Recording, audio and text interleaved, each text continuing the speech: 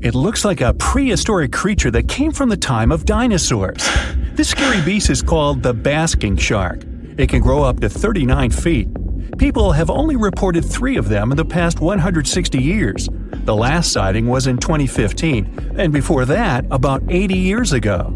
These sharks sometimes rise to the surface to filter out small animals, such as shrimps and other small crustaceans, when they want to have a nice, tasty seafood dinner. But when there isn't enough grub at the surface, they go down to the depths of almost 3,300 feet, where they tend to stay for months, which is something researchers discovered using satellite tags. Tag, you're it! Now, basking sharks like to spend their time in more temperate waters, but they can migrate long distances. They live across the globe, but in warm tropical or subtropical areas, they won't go near the surface because they're not fans of high temperatures. The lion's mane jellyfish is not that rare, but it's fascinating how large it is. It's the biggest among jellyfish species and the longest animal. Its total length can reach 120 feet. That's approximately 23 feet more than the longest blue whale scientists know about. The jellyfish has around 70 to 150 tentacles, and they all contain huge amounts of neurotoxins that can seriously harm you if you come in contact with the animal. But people don't usually come across this type of jellyfish because it rarely lives near the coast, preferring the open ocean. Generally, you can find the lion's mane jellyfish no deeper than 65 feet below the surface, where it dines on small fishes, zooplankton, and some other types of jellyfish. It uses its tentacles to catch its value meal. Hey, you want fries with that? The giant phantom jelly comes out of the darkness and depths of the ocean's midnight zone. Its sun hat-shaped bell reaches over 3 feet across. This bell trails 4 ribbon-like mouth arms that can be up to 33 feet long. This quite rare creature uses its mouth arms to catch unfortunate animals swimming around and not knowing what's coming for them. Giant phantom jelly propels itself through the water with periodic pulses coming from its orange head. It glows faintly and mysteriously in the pitch-black depths. It lives across the globe in all the oceans except for the Arctic. I'm guessing it's too cold. Because of its odd shape, people often call the oarfish the dragonfish or sea serpent. It's about 26 feet long, which makes it the longest bony fish we know about, and lives at depths of 3,300 feet. Oarfish spend most of their time in the deep, dark parts of the open ocean in tropical and subtropical areas. They almost never come to the surface, unless, invited. It's a ribbon-shaped and shiny silver creature with a long red dorsal fin and red oar-like pelvic fins.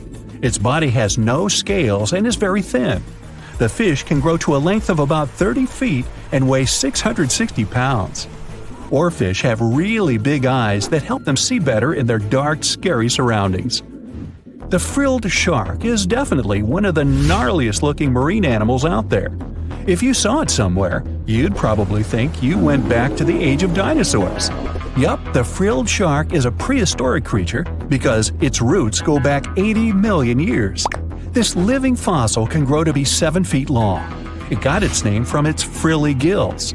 Even though frilled sharks have the shark part in their name, they swim similar to an eel in a distinctly serpentine way. Its mouth is terrifying. Similar to the maw of the great white shark, it has 300 trident-shaped teeth lined in 25 rows. Hey, come a little closer, huh? Researchers discovered this creature in the 19th century, but people rarely see it, and no wonder. It usually lives at depths of between 390 and 4,200 feet. Most of the time, the frilled shark feeds on squid, swallowing them whole. Its long jaws allowed the frilled shark to gape extra wide and swallow animals half as long as its entire body. Goblin sharks are very rare. Researchers have spotted fewer than 50 of them in more than 120 years. But maybe that's for the best, since we're talking about a pretty scary fella with a narrow snout and sharp teeth. It's also capable of thrusting its entire jaw outward when it wants to catch something. Sounds familiar. As it's lurking through the dark depths of the ocean, a goblin shark sees a small squid that looks quite yummy. The dangerous animal inches toward the squid. When the poor creature notices the predator, it tries to dart away, but it's too late. The shark has already thrust its jaw the whole 3 inches out of its mouth. This jaw is connected to the flaps of skin the shark can unfold. This helps a lot because the goblin shark is a sluggish animal, so it's pretty hard for it to chase its food. After finishing its lunch, the goblin shark puts its jaw back in its mouth and swims away as if nothing's happened. Goblin sharks mostly live at the bottom of the ocean. Like many other shark species, they prefer swimming alone. Here's a silver-colored creature with very rough skin. That's the ocean sunfish, with a total length of almost 11 feet. Its other name is mola. The ocean sunfish is the heaviest of all bony fish out there. People sometimes call it a swimming head because of its bizarre appearance. These creatures have such a weird shape because they're born with a back fin that never actually grows. It just folds into itself as the animal matures and creates a rounded rudder. The sunfish is a bit clumsy. It moves with the help of its mighty fins that allow the animal to swim on its side. This marine inhabitant is a solitary creature. It mostly feeds on zooplankton and jellyfish. The spotted wobbegong is one of the world's rarest sharks. It grows to be more than 10 feet long. It may not look as terrifying as some of its shark relatives, but it's pretty good at catching unsuspecting animals swimming past, mostly during the night. The animal has a spiracle, which is why it can breathe while staying still at the bottom of the ocean. It's motionless most of the time, which is why you can barely notice it. Its flat body and large pelvic and pectoral fins blend in with the underwater terrain. That's why they're so good at hiding. This ability helps when these sharks want to protect themselves too. Wobbegong means carpet shark. They usually live close to the ocean floor in coral reefs, on sandy bottoms, and under piers. People have even spotted the shark in the water that is barely deep enough to cover its flattened body. Now, blobfish lack teeth and bones, so they can't actively hunt. Since they don't have much muscle mass, they can barely move around. Hey, I had a roommate like that once. They get their energy from animals they scoop up from the seafloor. They also know how to conserve this energy. That's how it usually goes with deep-sea creatures. They don't have as much food as those animals that swim closer to the surface. Instead, they have special body mechanisms that allow them to save energy for the times when they don't have much to eat. Pressure at the depths where the blobfish lives is 120 times as high as that at the surface. That's why the bizarre creature looks like a weird gelatinous mass only when you bring it up to the surface. The pressure here is not strong enough to keep its body together. Hey, breaking up is hard to do. The white margin stargazer could compete with the blobfish for the title of the ugliest animal in the sea, don't you think? Now, this animal has eyes on the top of its head, together with an upward-facing mouth which the creature uses to hide itself in the sand. That's where it spends most of its time, with only its eyes protruding from the sand. It chills this way until some small animal passes by. It can lunge at its target incredibly quickly, literally within milliseconds. This creates a vacuum in the water that pulls in a crab, fish, or some other small, unfortunate animal.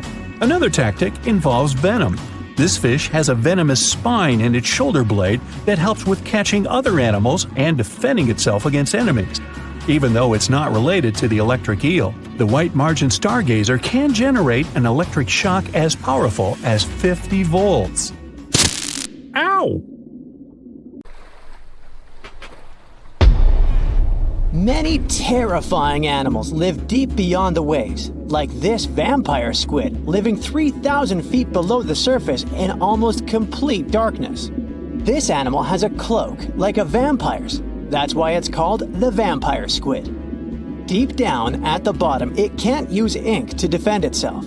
So this animal has developed an unusual tactic. It glows slightly to scare away predators. If this tactic fails, the vampire squid can turn its body inside out, revealing tiny spikes. When you translate its scientific name, Vampiroteuthis infernalis, it literally means vampire squid from the nether. Despite its terrifying looks, it's a harmless ocean animal. This previous creature was not from space, but this object definitely is. Before Elon Musk found a way to reuse rockets, NASA would simply drop old ones after launching astronauts into space, most of the time in the ocean or deserts. In 2012, Jeff Bezos launched a mission to find the Apollo 11 rocket. They found it by using sonar, but it was in terrible condition. It was sitting on the bottom of the ocean, not far from the predicted site. They were able to rescue the engine and reconstruct 2 of them. The most famous lost city is Atlantis, but sadly, we still haven't discovered it. However, Heraklion was also just a myth until one British pilot saw something that looked like a city while flying over the Mediterranean Sea. He reported it, and 60 years later, a group of divers went there. They were shocked when they found an entire city underwater. It was loaded with artifacts that could tell us a lot about the history of the place. Now it's one of the best underwater archaeological sites in the world. It's believed that the rising sea caused the whole city to go underwater. The Titanic sank in 1912. The wreck was claimed to be officially discovered 74 years later. In reality, though, a fisherman found the Titanic 8 years earlier while fishing in the Atlantic Ocean. He was pulling out his net when he spotted a head stuck in it. Luckily, it was just a doll's head. Years later, after the fisher had passed away, his son sold the doll to a doll collector. She did a lot of digging and research on every person who had a porcelain toy on the Titanic. She found the owner of the doll. Ava Hart was on the Titanic and had a doll with her. Ava survived the catastrophe by a miracle, but her toy didn't. Hart even wrote about the doll in her journal, and every detail matched the toy found by the fisherman. The tripod fish lives deep in the abyssal zone, around 20,000 feet below the surface. It's adapted to such immense depths and uses its tripod fins to stay still on the bottom. This creature doesn't have big eyes, but even if it did, these eyes would be useless in the darkness. Instead, the tripod fish uses its fins like antennas to detect any movement in the water. This creature doesn't have much luck when it comes to its love life, so it had to develop unique tactics to reproduce. One fish can be both male and female. The next bizarre creature is the lizardfish. It has tons of razor-sharp teeth, a huge mouth, and really big eyes, which it uses for hunting. All this makes the animal look freaky. The lizardfish lives at depths of around 11,000 feet in the midnight zone, where there is zero light. This freak of nature basically eats everything it can fit inside its mouth, from small fish to other lizardfish. On the other hand, when they see other reptile fish, they probably fall in love instead, because finding mates at those depths is not an easy task. Like the tripod fish, the lizardfish can be both male and female at the same time. When you think of a river, you usually picture it on land. Still, nature is quite unpredictable, and it created a river flowing under the ocean in California. It's running at a depth of around 2 miles. This river has everything that an ordinary river has: sunken logs, trees, and rocks. And despite its uniqueness, it's not the only one in the world. There are also others in the Amazon and Greenland. A terrifying creature was discovered near Angola's coast by a remote operating vehicle. It looks like it doesn't have a head or a body. It was sitting at a depth of around 4,350 feet below the surface. After doing research, scientists concluded it wasn't anything from a sci-fi movie. It was just a cluster of siphonophores stuck together. In 2015, some random guy was diving in Caesarea, and something shiny caught his eye. He reached out, grabbed it, and realized it was a gold coin. After that, he examined the bottom and found out that there were many more. He reported the incident to the local authorities, and they concluded that he had found Arabic treasure. The coins were made of solid 24-karat gold and were a few thousand years old, but due to the perfect salinity and temperature, they looked brand new. The coins belonged to a ship carrying cargo. It was caught up in a storm and unfortunately sank. One of the weirdest things ever discovered was found in the Baltic Sea. It's an anomaly that looks as if it was created by a different civilization. It was discovered by Swedish researchers, and they basically had no idea what it was. They had to ask tons of other scientists for their opinions. When you look at this formation from above, it's 200 feet long and looks exactly like a fallen spaceship. It's hard to believe that it's a natural formation, but spoiler alert, it's totally made by nature because the Baltic Sea has gone through many erosions throughout history. Most likely, the bizarre formation is the result of these processes. A group of divers in Madagascar were shocked when they found this 7-foot monstrosity of a knife on the seafloor. The speculation started immediately, and many said that the knife was from some giants that had fought megalodons and lived on Earth thousands and thousands of years ago. That could make a nice story, but the knife is most likely a movie prop that was lost at sea. One of the ocean's most bizarre animals is the frilled shark. It's believed that this fish is the reason for all those sea serpent stories that sea explorers of the past wrote about. These animals live pretty deep in the ocean, but sometimes they can be seen in shallow waters. It's super rare, but possible. The frilled shark has a big mouth sporting around 300 teeth. It also has a long body that looks like a lizard's, and it is truly a unique species of shark. Its prey can be half of its size because this shark's stomach is like that of a snake, and it can swallow huge fish or crustaceans. Spotting a few worms in your garden is no big deal. But after seeing a 26-foot long one in the ocean, you will make your wetsuit a little wetter. This worm is super rare, and it's completely harmless to humans. It's actually not a giant worm. It's a cluster of zooids that are stuck together in a worm-shaped formation. They usually only eat plankton, bacteria, and other tiny things that can be found in the ocean. Probably the scariest thing in the ocean that is 100% real is the magna pinna, which can be found at crazy depths of 20,000 feet below the surface. This monster looks like an underwater Slender Man, but it's just a squid with really long tentacles that can reach a terrifying size of 8 feet. This guy has only been seen a few times, and basically, we don't know much about this creature so far. It was the largest fish our Earth had ever seen, and its bite was strong enough to crush a car. The largest of its teeth found was the length of a remote control.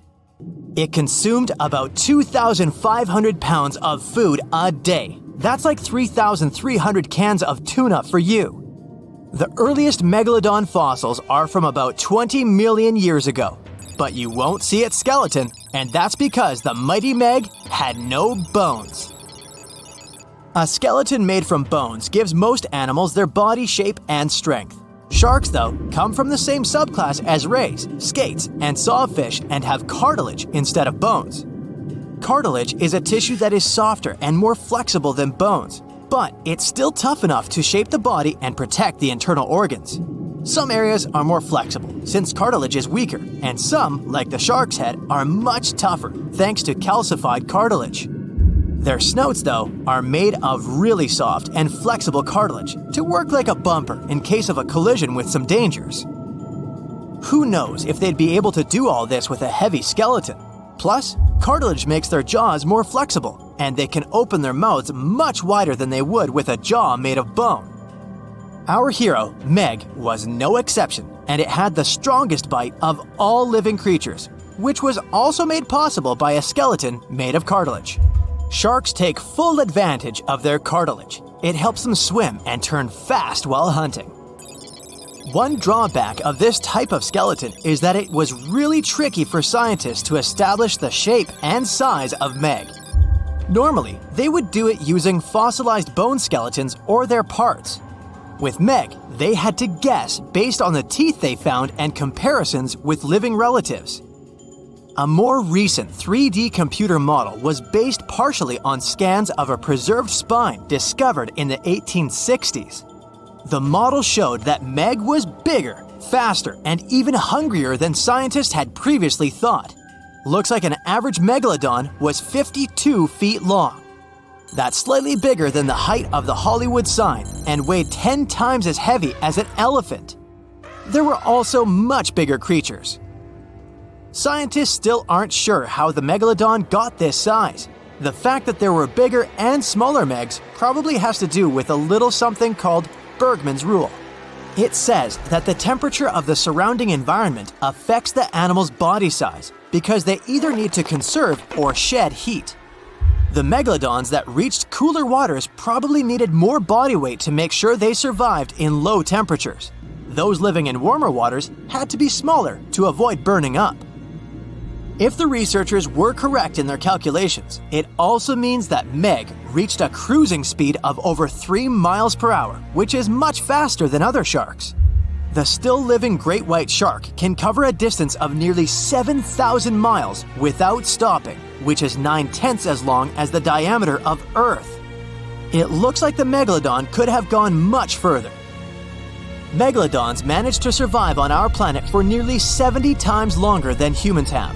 They were roaming the oceans for around 20 million years, and you could see them pretty much anywhere except near the poles.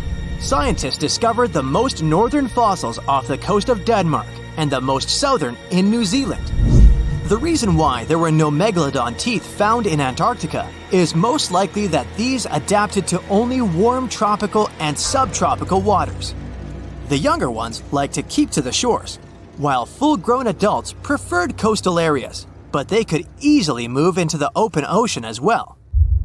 When our planet went through a period of global cooling and drying, and the seas began to freeze around 3.6 million years ago, there was less and less room for Meg to thrive. Much of their prey, like smaller whales, seals, and sea turtles, disappeared or relocated to waters that were too cold for our hero. And at the same time, the number of its natural competitors, like smaller predatory sharks, like the great white shark, and whales increased. This shifting food chain dynamics could have been even more dangerous for the Meg than the cold ocean water. You're used to seeing them on the big screen as heartless monsters, but these huge sharks were actually loving and caring family guys. Scientists discovered several megalodon nursery areas in Florida, Maryland, Panama, and off the coast of Spain. It looks like they gave birth to their young in shallow water environments. Then, little Megs would stay there with adults protecting and raising them until they were ready to fight off predators. The mighty Meg had 276 teeth in 5 rows in its mouth. Similar to other sharks, it was fast in replacing its worn-out or lost teeth. With 4 or 5 rows of teeth in its mouth, it basically acted like a conveyor belt, able to grow back damaged or missing teeth. This means that an adult megalodon probably would have grown several thousand teeth throughout its lifetime. Although the great white shark is often mentioned as Meg's closest relative, they'd hardly be distant cousins. The ancestors of today's great white existed at the same time as the Meg, but they weren't best friends and even rivaled each other. The great white shark wouldn't win in a head-to-head fight with a Meg, but it was a better hunter using its smaller size and agility to snap up the giant's prey quickly. This only left the bigger fish and whales for the Meg, but its food supplies began to run out as the whales swam to the cooler new seas.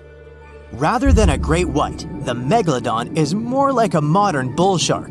It had a short snout, a flat lower jaw, and huge pectoral fins to support its massive weight and size. We also speak of Meg as an extinct giant, but can we be 100% sure it isn't hiding somewhere as we speak? After all, we've only explored 5% of our oceans altogether. The Mariana Trench is the deepest oceanic trench on Earth, and you could dip the whole of Mount Everest in its deepest part, and over a mile of it would still be above the surface. If a megalodon or two needed a place to hide, that would be the perfect spot. It wouldn't be the coziest place to live, though, with its cold water and total darkness.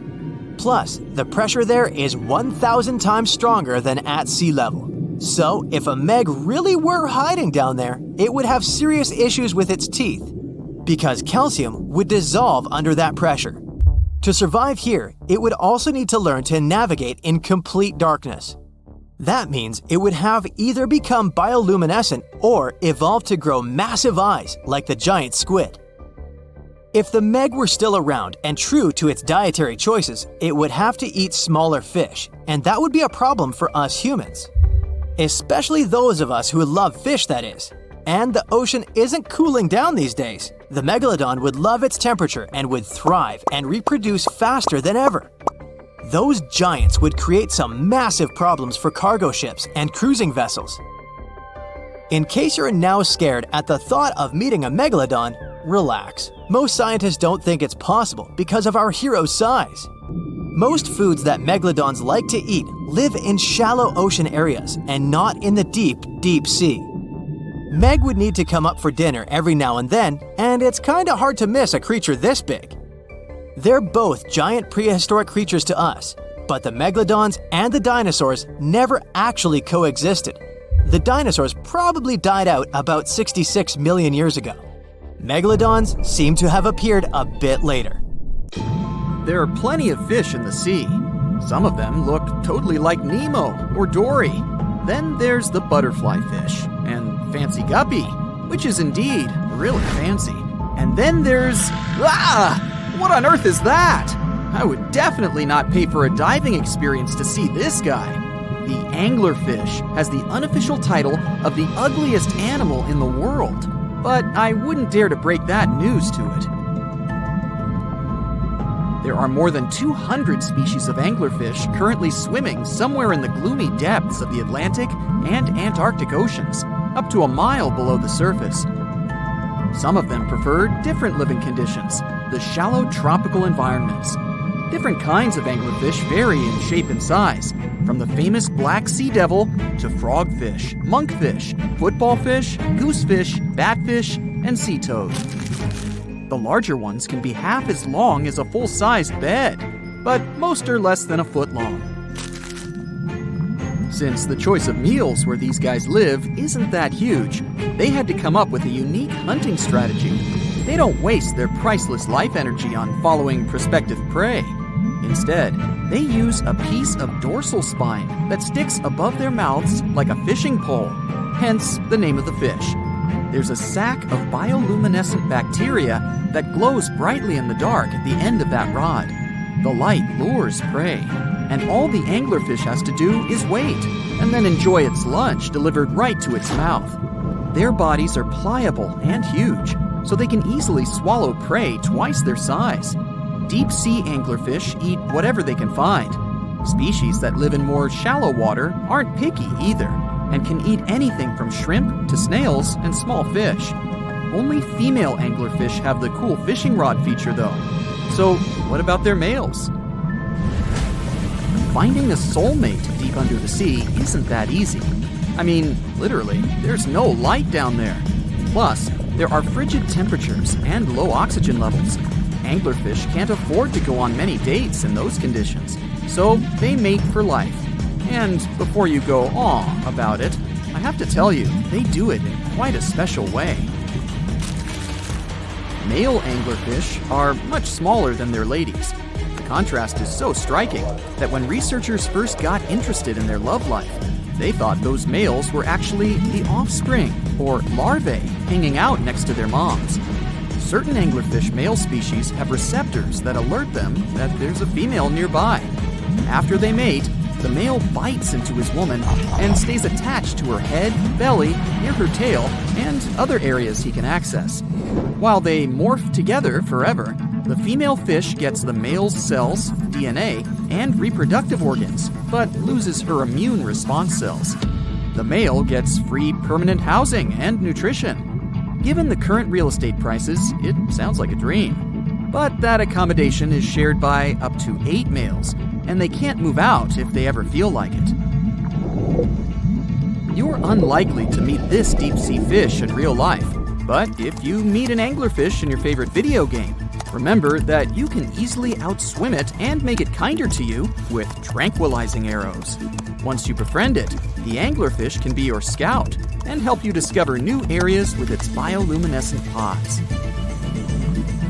Back in the real world, down in the twilight zone of the ocean, about 650 to 3,300 feet down, the anglerfish isn't the only creature you're lucky you'll probably never meet. Many of the locals look like they come straight out of science fiction or horror movies, but that's because they had to adapt to this dark, deep world. I did my best to get you prepared for the creatures you're going to meet, starting with the common fangtooth. They spend most of their lives deep down, but at night, they move toward the surface to snack. These guys are more active than most other deep-sea dwellers. They don't wait for food to come their way, but actually follow it, and then get it with their long, hungry teeth. They don't have a built-in light bulb like the anglerfish, so they've developed a great sense of smell and use as much sunlight as they can get there in the depth to get around. Sometimes, even the shadow of a passing by prospective prey is enough for them to switch to action mode. And though they don't look too charming, they're completely harmless to humans if you ever run into one of these guys. Stoplight Loosejaw sounds like a great name for an alternative band, but it's actually another deep-sea resident with sneaky hunting habits. It has special light-producing photophores under each eye.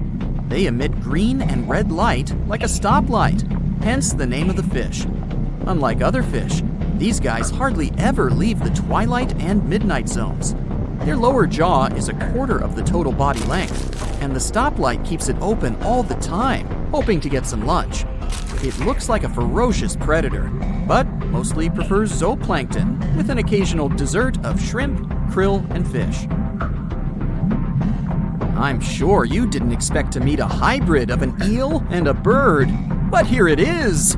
The slender snipe eel has a beak, much like that of a bird, with curving tips. The beak is equipped with tiny hooked teeth that the eels use to catch the antennae of delicious shrimp. And it sure is slender, stretching up to 5 feet and weighing only a few ounces. Scientists don't know all of this guy's secrets, since it's pretty tricky to study in their natural habitat. But it looks like they only produce offspring once in a lifetime, and then pass away. Glass squids like to take it easy in life, and literally go with the flow. They're filled with a solution which is lighter than water, so they don't have to make any effort to move around the deep sea, looking for food and partners. These creatures are transparent, so they blend into any landscape and don't even cast a shadow while moving. Talk about a great survival tactic. If danger finds it anyway, it can transform into a lumpy ball, pushing its head and tentacles into its mantle cavity. It can also release ink into the mantle and go from transparent to black. The same ink can protect it against hungry whales and seabirds. Another tactic they use to scare off predators is to activate their light-emitting organs around their eyes. I'm getting hungry. Maybe I can snack on this sea cucumber. Ouch, it's moving! So I guess it doesn't belong in a salad after all. These soft-bodied fellows live in all parts of the ocean, from shallow waters to the deep underwater world. Most of them slowly move around with their tiny feet, but some crawl around by flexing their bodies. Sea cucumbers can shed their internal organs when there's a predator approaching. Those sticky organs distract the intruder, and the happy cucumber moves on and just grows the organs back. What's that glistening in the distance? Looks like someone dropped gems in the water. That's a sea sapphire, also known as the most beautiful animal you've never seen. Some males of this type of copepod can change color from deep blue to purple, red, or gold. 1 second later, it's gone. And it's back, shimmering bright. The secret to this magic is that their bodies are transparent and reflect light differently at certain angles. It looks like it's their way of communicating between each other and attracting mates.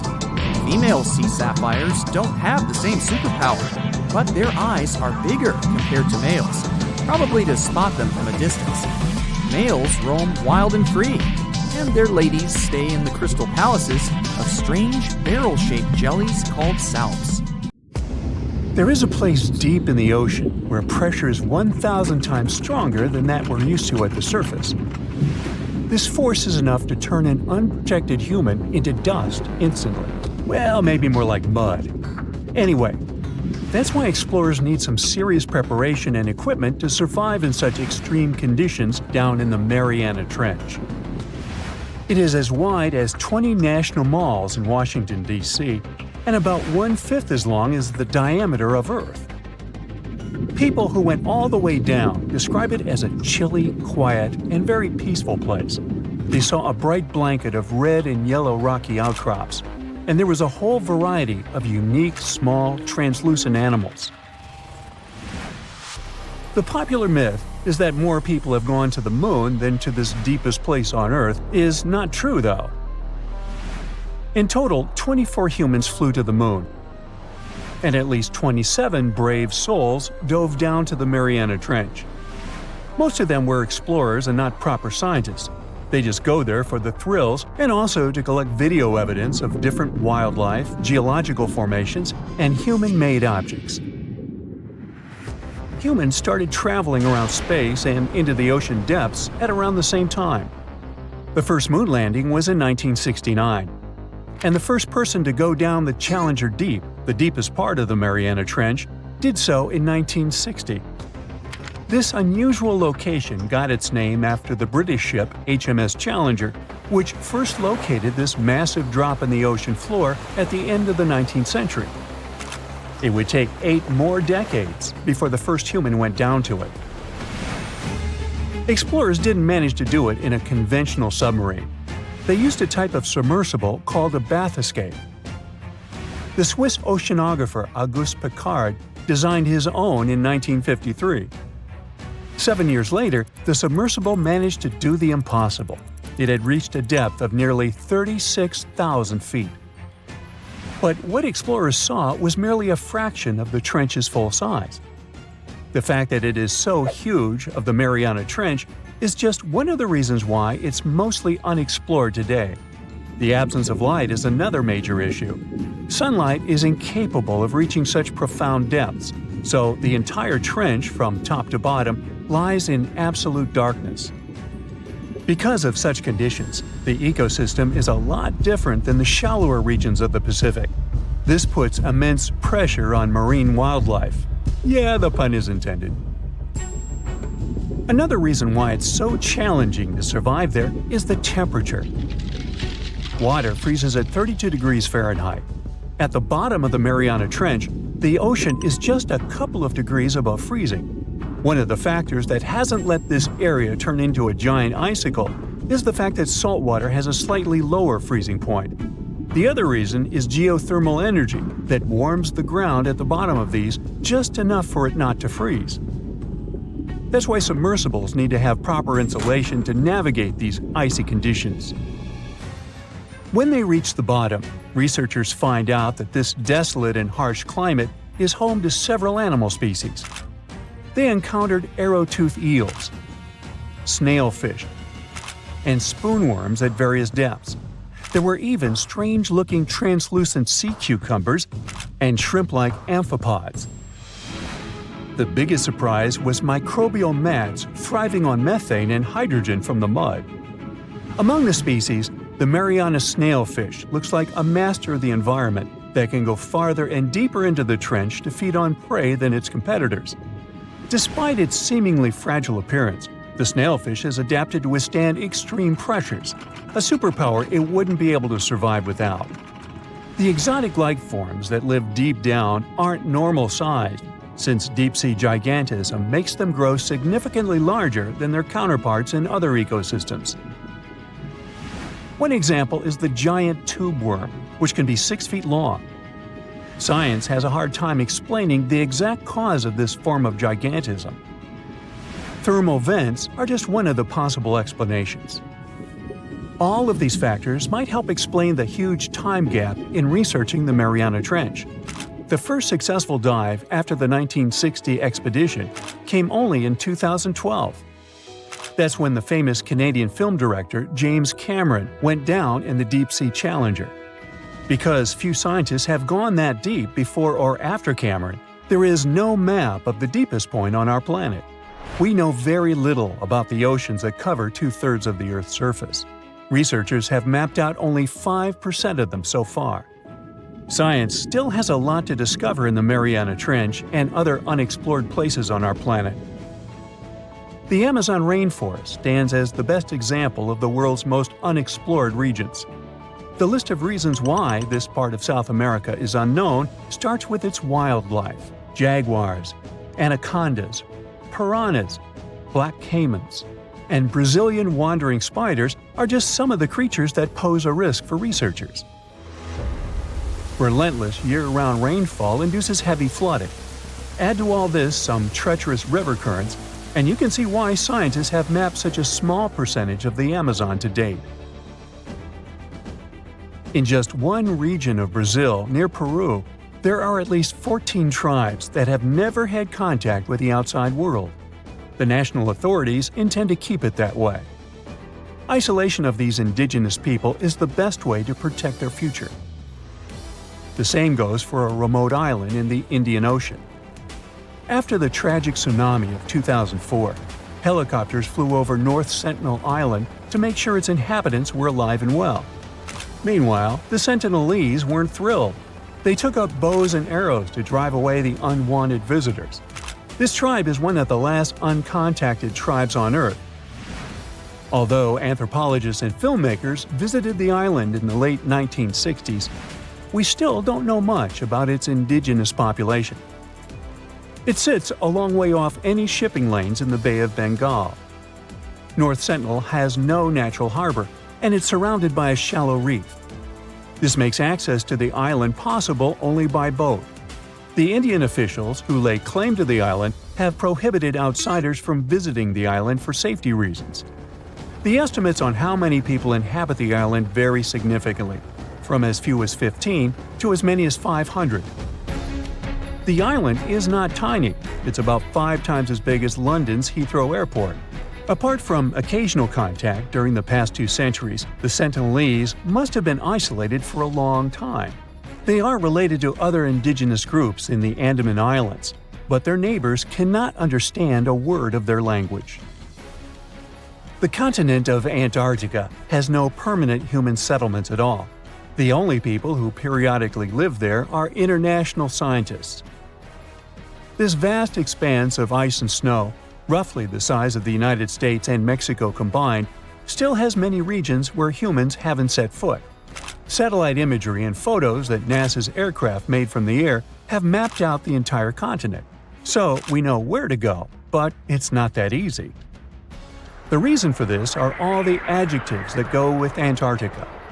It is the coldest, windiest, driest, and brightest of the 7 continents. This makes it virtually unlivable. More than 99% of its surface is covered with a permanent sheet of ice. Its thickness ranges from 1 mile to as many as 3 miles in some places. That's half the height of Mount Everest. Now, the Himalayan range contains the world's tallest unclimbed mountain. It is also the tallest mountain in Bhutan. In the local language, the mountain's name translates as White Peak of the 3 spiritual brothers. Out of respect for the spiritual beliefs of the local population, national authorities restricted and then completely banned mountaineering at the beginning of the 21st century. To this day, there is no evidence that any climber has ever managed to successfully reach the summit of this mysterious mountain. If you could dive right into the mysterious darkness of the ocean depths, who knows what you'd come upon? Legends that are hundreds of years old mention some giant sea monsters hiding deep down below the ocean waves, like the Kraken, the Loch Ness Monster, the Hydra, Leviathan, and so many more.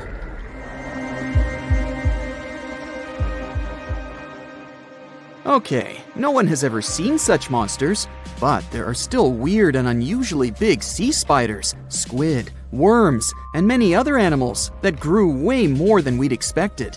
Take a look at the colossal squid from sub-Antarctic waters. It's around 14 times longer than the arrow squid that lives near New Zealand. And deep down in the Pacific Ocean, there's a sea sponge as big as a minivan. Oceans contain about 96.5% of all water on our planet. Up to 80% of all life on Earth we've discovered is under the oceanic waves. we haven't explored, mapped, or even seen more than 80% of the ocean. In fact, we've mapped Mars better than we have the ocean bottom. The pressure down there is insane, and it would make you feel like you're holding up almost 50 jumbo jets, and temperatures at such depths are extremely low. Conditions deep below the oceanic surface are harsh, so creatures that live there need to adjust. That's why many of them grew very, very big to survive. Creatures that live in cold, dark depths are so big because of a phenomenon called deep-sea gigantism. The deeper you go below the oceanic surface, the less sunlight there is. That's why the temperatures drastically fall. The result of this is increased cell size and longer life of creatures. Also, these creatures don't have as much oxygen as the marine animals that live in shallower parts, and their food sources are minimal. Much of the food they get comes from shallower waters, and only a little bit trickles down to the deeper parts. And when there's not enough food, being large is an advantage. Larger creatures can move farther and faster to find something to eat. Their metabolism works slower. They don't digest the food that fast, so they can store food and conserve energy for hard times when they can't find anything to eat. They don't need to regulate their body temperature either, which also helps them save some energy, which they can then transfer to other body processes. They mature more slowly and later than those living in shallow waters. The majority of fish species that dwell in deep waters live 30 years or even more. Orange ruffy fish, on the other hand, live up to 150 years. This fella grows 24 feet in length and weighs up to 1.5 tons. But it grows to be so big for centuries. They start looking for partners when they're 150 years old, and they can also live this long because there are not so many predators at such depths. Also, there are no humans or other things that can disturb them or endanger their existence. At such depths, the environment is pretty stable, so many animals there are like living fossils, because they probably haven't changed in millions of years. The first 650 feet of the ocean's depth are considered to be the open ocean. The majority of the marine life we've discovered lives there, since that's the area the sun can still reach. And then, as you continue going deeper, you reach the twilight zone. It seems like nothing lives there. But at about 820 feet, you see a small oasis of ancient life blooming. For example, there are sea lilies, animals that have been living at such depths unchanged for millions of years. Coelacanths, another living fossil, have been living in the ocean for more than 360 million years. Hagfish haven't changed in a very long time either, for over 300 million years. This creature lives at depths of 5,500 feet. They evolved before the rest of the vertebrates, which is why this is the only living animal without jaws or a spine, even though it still has a skull. Deep-sea creatures can't survive in shallow waters. They've evolved to live in depths under bigger hydrostatic pressure. Humans and other organisms that have internal spaces filled with gas would end up crushed if we could go to such depths. That's why deep-sea divers always need to wear special dive suits designed for surroundings with higher pressure, even though they're not going that deep to the areas where these giants live.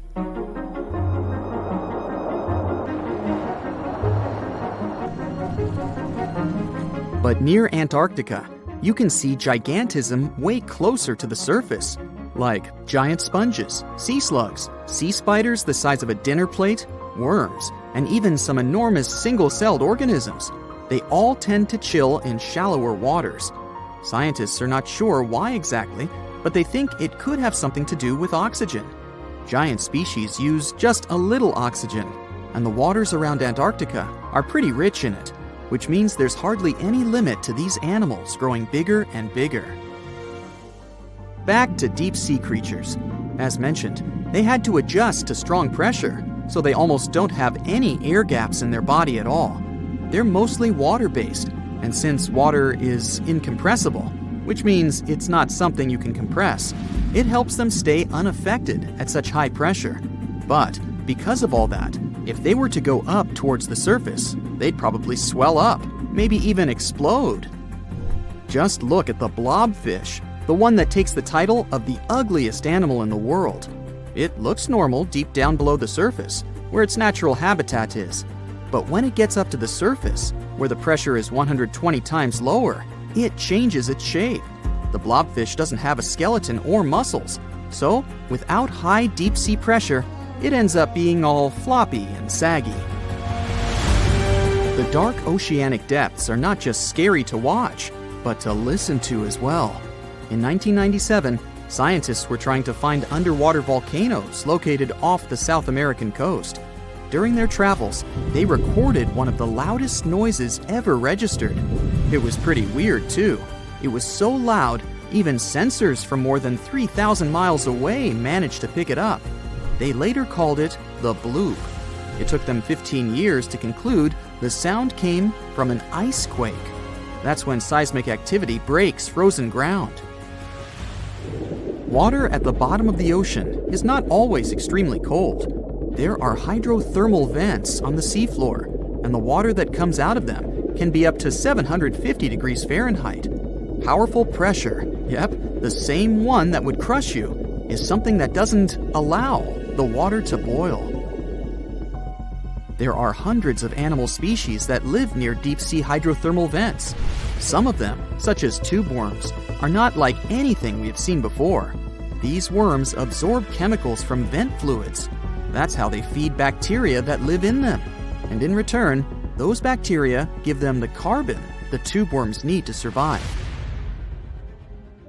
2/3 of all of the coral species scientists discovered live in dark, deep, and extremely cold parts of the ocean.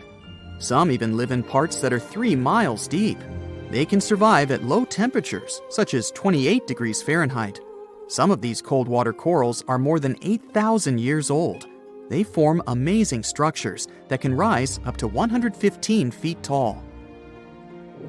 The deep is not just a mysterious world of unusual creatures. The landscape under the oceanic surface is magnificent too. The canyons hiding there make even the Grand Canyon seem small.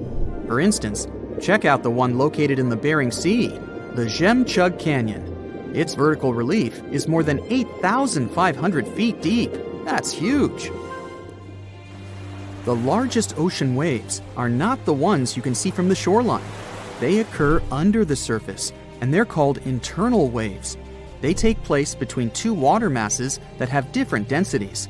They travel at speeds of thousands of miles per hour and can be 650 feet tall. Whale watching is a popular bucket list item, but getting too close to these gorgeous sea creatures isn't the best idea, especially if you don't want to kick the bucket too early. Whales are generally curious and friendly giants, but they can be unpredictable when you cross their personal borders. First of all, they are huge, and one wrong move on their side could flip over your boat or seriously hurt you. Second, they are wild animals, and like any other wild animals, they can carry certain infections they could transfer to you if you get into direct contact. Plus, they have strong parental instincts, so if you approach their young by accident, they might think you want to take them away and will act accordingly. It is only safe to observe whales from the sea when you're accompanied by an experienced expert, both for your own good and for the good of the whale. Now, sometimes whales and dolphins strand themselves on the shore for reasons scientists still can't explain. Quite recently, over 200 whales have been found on a remote beach in Tasmania, Australia. A rescue team rushed to the location to save the whales, half of which were still alive. The rescue operation was really complex due to the remote location. The locals were trying to help the whales, covering them with blankets and pouring buckets of water on them to keep them alive. This mutual effort of regular people and professional rescuers helped save around 100 whales. As to why this happened, one theory says the stranded whales might have had a leader who had some problems with orientation and took the whole pod to the wrong place. The Australian box jellyfish looks just like any other jellyfish you've probably met in the sea. But don't let these creatures deceive you. They're considered the most venomous marine animals. Box jellyfish got its name because it does look a lot like a box. Unlike other kinds of jellyfish that float with the current rather than swim, this creature can reach a decent speed and choose its own direction. And here comes the scariest part. It has tentacles covered with tiny darts loaded with poison. People and animals that get unlucky enough to have a rendezvous with those tentacles face some pretty scary and sometimes even fatal consequences in just a matter of minutes. Before you decide to cancel your vacation by the ocean, you should know that only a few out of the 50 species of box jellyfish have venom that is lethal to humans. Ooh. There are some not-so-dangerous species living in warm coastal waters worldwide, and the lethal ones reside in the Indo-Pacific region and northern Australia. Good day, mate. A blue-ringed octopus likes to pretend its only outstanding feature is the psychedelic color, but it can quickly and easily take away your life. This cute-looking sea monster likes to spend its time in the soft, sandy bottom or shallow tide pools and coral reefs. It normally hides in underwater crevices among shells or debris.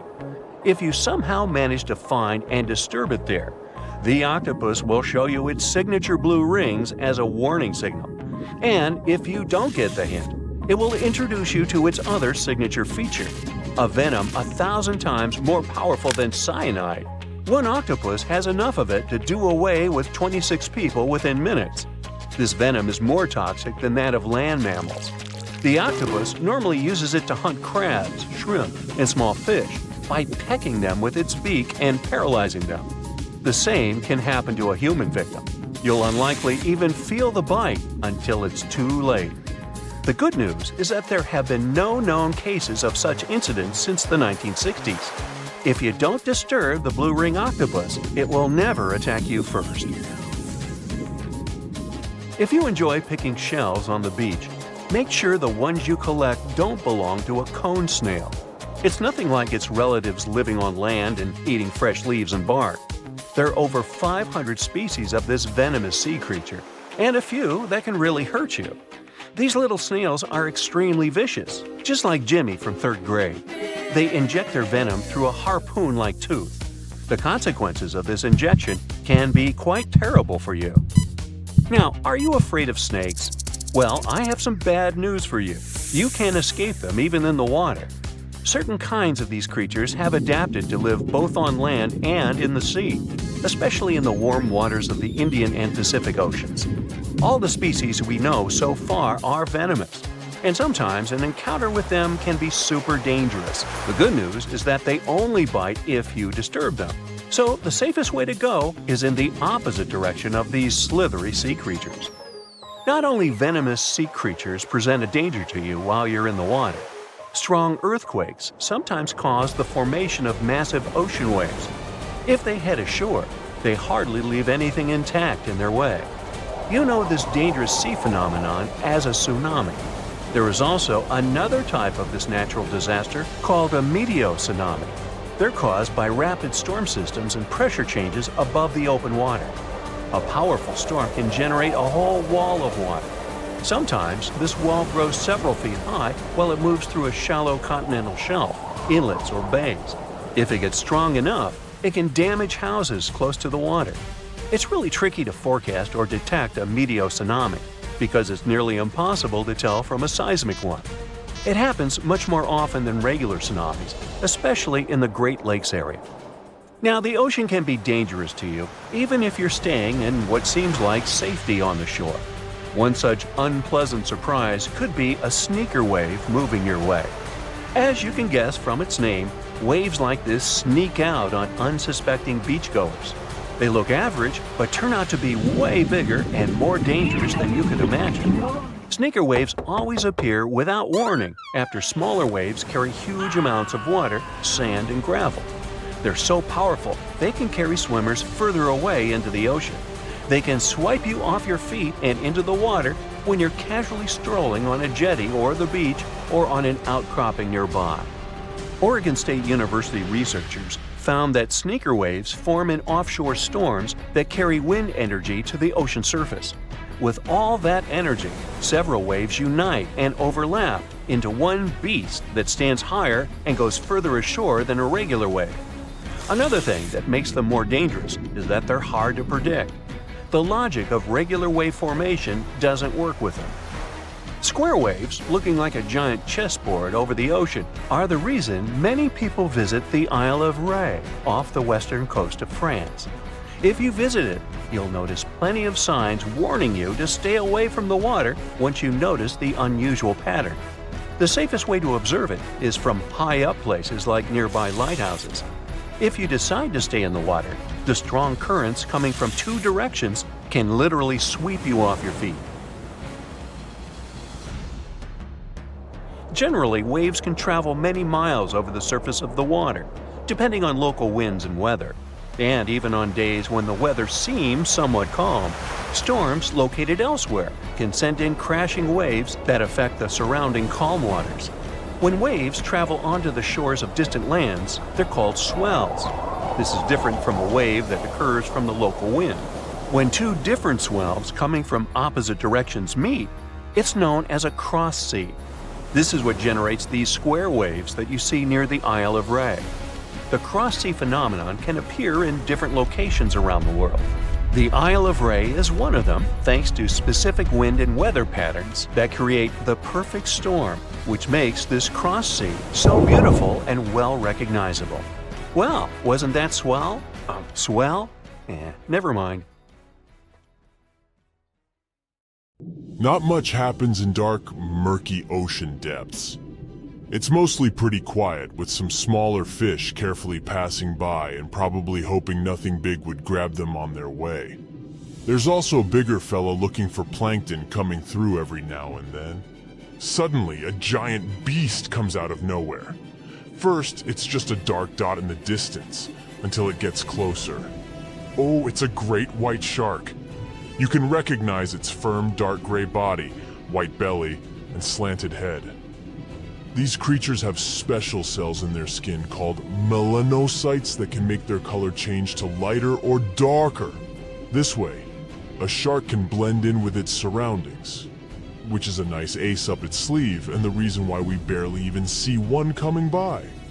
These predators can grow up to be more than 20 feet and weigh up to 5,000 pounds. Our fierce fella is just passing by looking for some lost fish that might wander around, if it gets lucky, directly into its mouth. But instead, a giant jagged tentacle comes out of nowhere. The great white barely escaped it, and quickly swam a little further to see what was happening. A giant squid comes out of the depths. Its eyes, as large as dinner plates, are looking straight at the shark, while its soft body is getting closer. A challenging prey, but hey, why not try? Most of the time, these creatures eat shrimp, fish, and other squid, but sometimes they like to really treat themselves, so they go after small whales. A shark will do too. I know you'd expect these creatures to be way smaller, or that's at least how I comfort myself when I swim a little further from the shore where my feet can't touch the bottom anymore. But they can weigh 600 pounds and be 40 feet long. The great white shark is the biggest predatory shark on our planet. Check out its long and sharp teeth. It definitely has the biggest smile down there in the ocean. Great whites have around 300 teeth, but they don't use most of them for biting. Instead, they have a special system where new teeth grow all the time because they need to replace the ones that get worn out or lost. And they have a really powerful bite, over 20 times stronger than ours. Considering all that, you might think a great white shark has nothing to be afraid of in the ocean. But looking at its gigantic enemy, we can't be so sure of that anymore. Octopuses only have 8 arms. Squids too, but they also have 2 additional tentacles. They're similar to their arms, but suckers on the arms go along most of their length, while tentacles have suckers only at the ends. This squid has probably hundreds or even thousands of suckers. There are squids without these suction cups. But in that case, they have rotating hooks, or a combination where these two work together. Hooks catch prey, and suckers stick on it so it doesn't get away. Squids have teeth too. Plus they have this special part called a radula. It's like a tongue, but with teeth on it. The teeth are tightly packed together and are difficult to remove. When food is passed to the radula, the teeth chew it into small pieces. This is important because squids have sensitive body parts near their throat, so they need pieces of their food to be very small. Their bite may not be as strong as the great white sharks, but it's still quite powerful. For instance, way stronger than a lion's. They also have glands that produce venom and use their beaks and radula to inject the venom into their prey or a creature that's coming after them. Wow, these squids are really equipped better than expected. And they're also way longer than the great white, which gives the squid more room to attack it with its long tentacles from a distance and seize it. Giant squids usually live at depths of 2,950 feet, while great whites prefer to stay at depths of about 650 feet. But we'll try to keep the competition fair. Let's say these two meet in a territory where water pressure won't hurt or bother any of these animals. The great white is circling around the squid. It moves a bit faster than the squid. Its swimming speed can reach 25 miles per hour when the animal is submerged, and it also has short bursts of speed when it can move at 35 miles per hour. Giant squids move at around 25 miles per hour. Just for comparison, an average human swims at 2 miles per hour. But with its length, the giant squid has more room to attack the great white shark with its long tentacles from a distance. They can stretch for 33 feet to snatch the prey. And look, it's really trying. But it ain't that easy. Not only is the great white big and fast, but it also has special sensors called the ampullae of Lorenzini. It's a good tool to detect prey and generally stay safe in the ocean. But the squid is definitely no joke. It has activated its special defense mechanism and released thick black ink. The great white is confused. The ink is like a smoke screen, which gives the squid enough time to get away.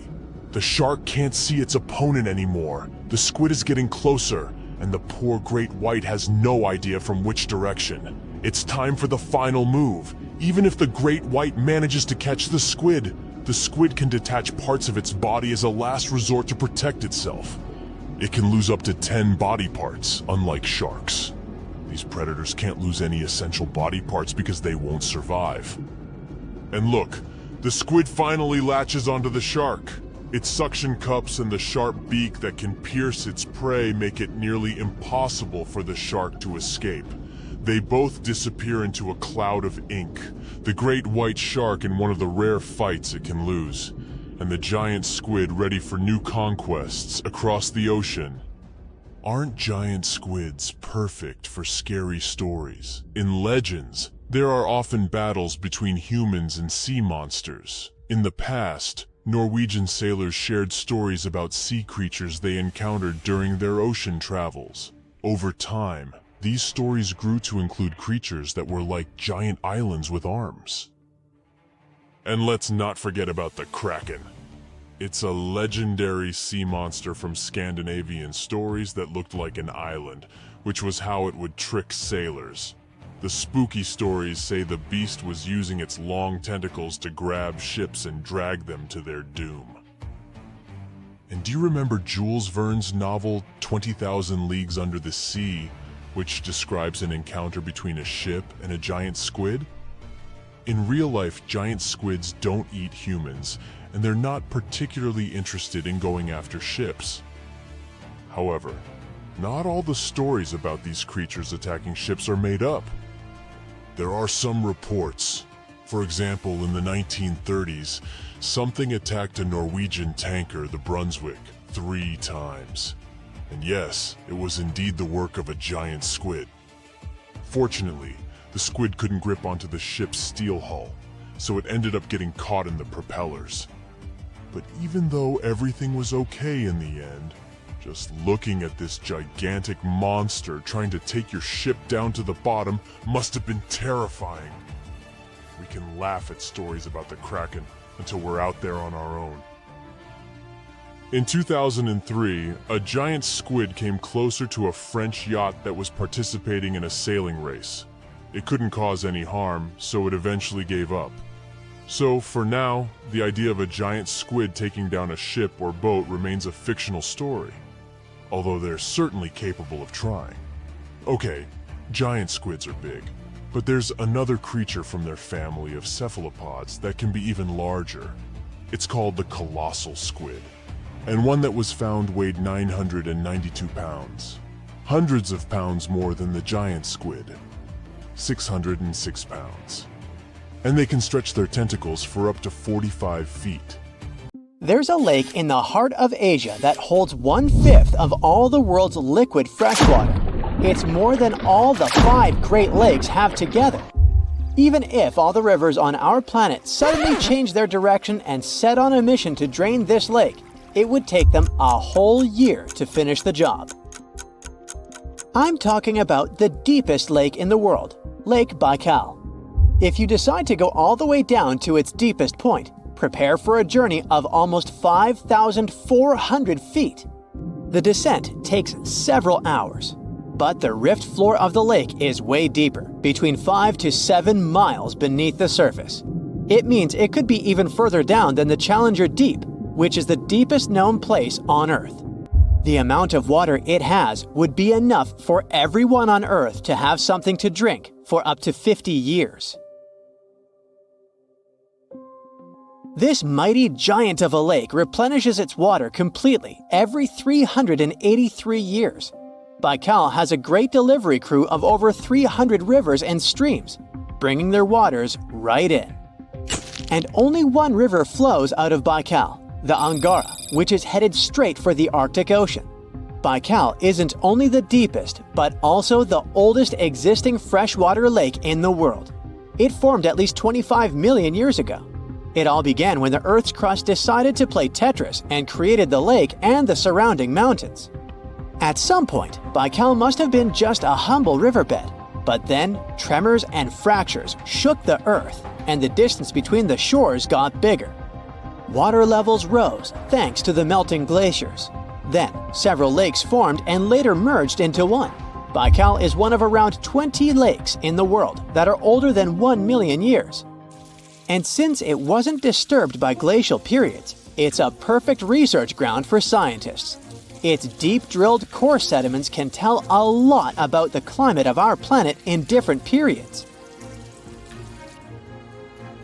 Since Baikal is in a rift basin with 2,000 seismic tremors per year, the lake is deepening and still growing in size.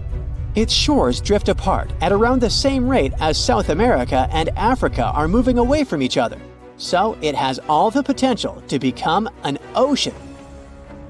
Another thing Baikal has in common with the oceans is that it has water rich in oxygen, even at its lowest depths.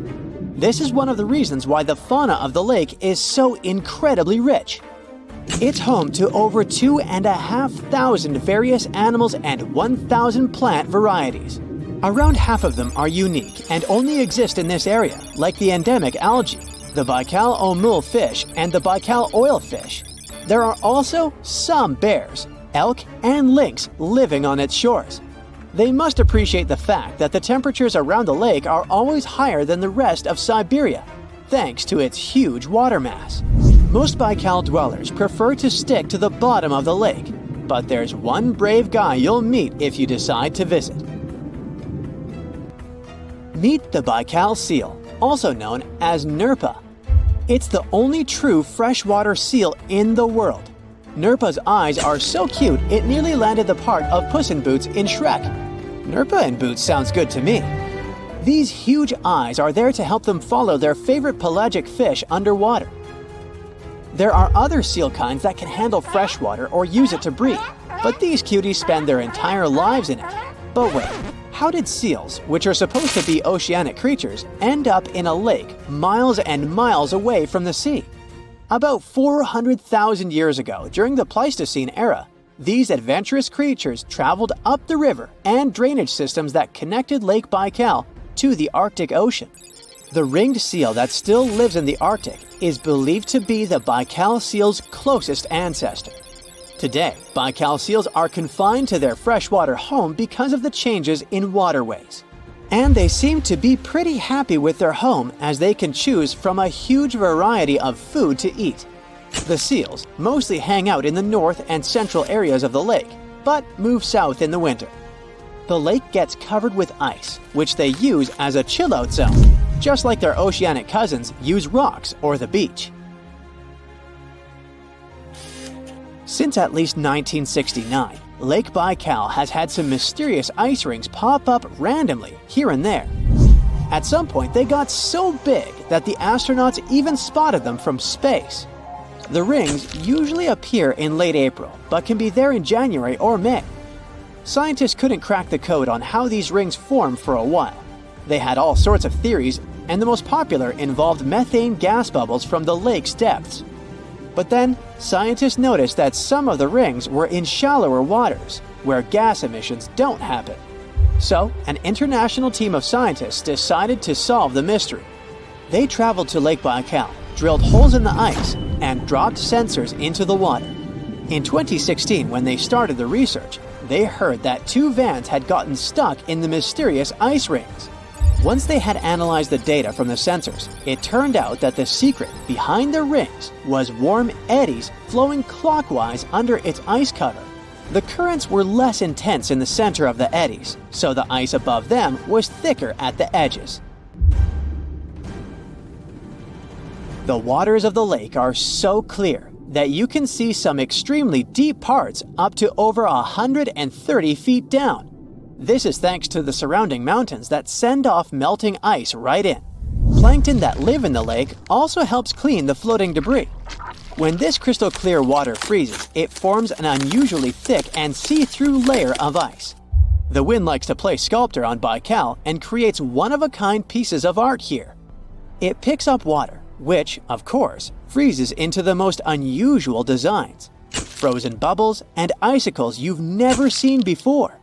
The location and geography of the lakes and the cycles of melting and refreezing create the perfect conditions for this ice workshop. And you can even see rocks that seem to be floating. The bottom of the rock freezes to the surface of the ice. Then, the strong winds wear away the surroundings, leaving a perfect pedestal for the rock. If you think the floating rocks look eerie, how about Baikal's version of the Loch Ness Monster? The local Buryat people have a legend about the water dragon master that lives in the lake. A dragon is believed to be the most powerful creature living on Earth in Asian mythology. They believe there are 4 dragons living in the 4 seas, each responsible for one of the cardinal directions. Baikal is the North Sea in this story. The image of this dragon is supposedly etched in ancient petroglyphs on the cliffs of Baikal. There's also a hefty stone slab that looks like a monument dated back to somewhere between the 3rd and the 9th century BCE, depicting a mysterious water monster.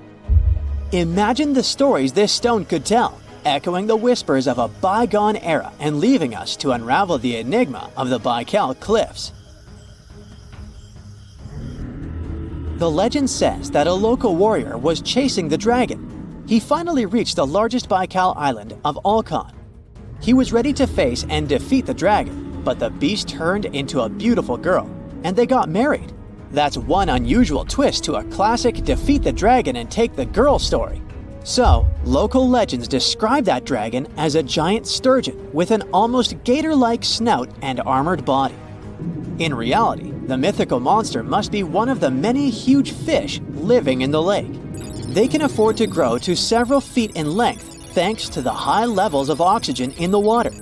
Beluga sturgeon can weigh several thousands of pounds, lives up to 50 or 60 years, and never stops growing.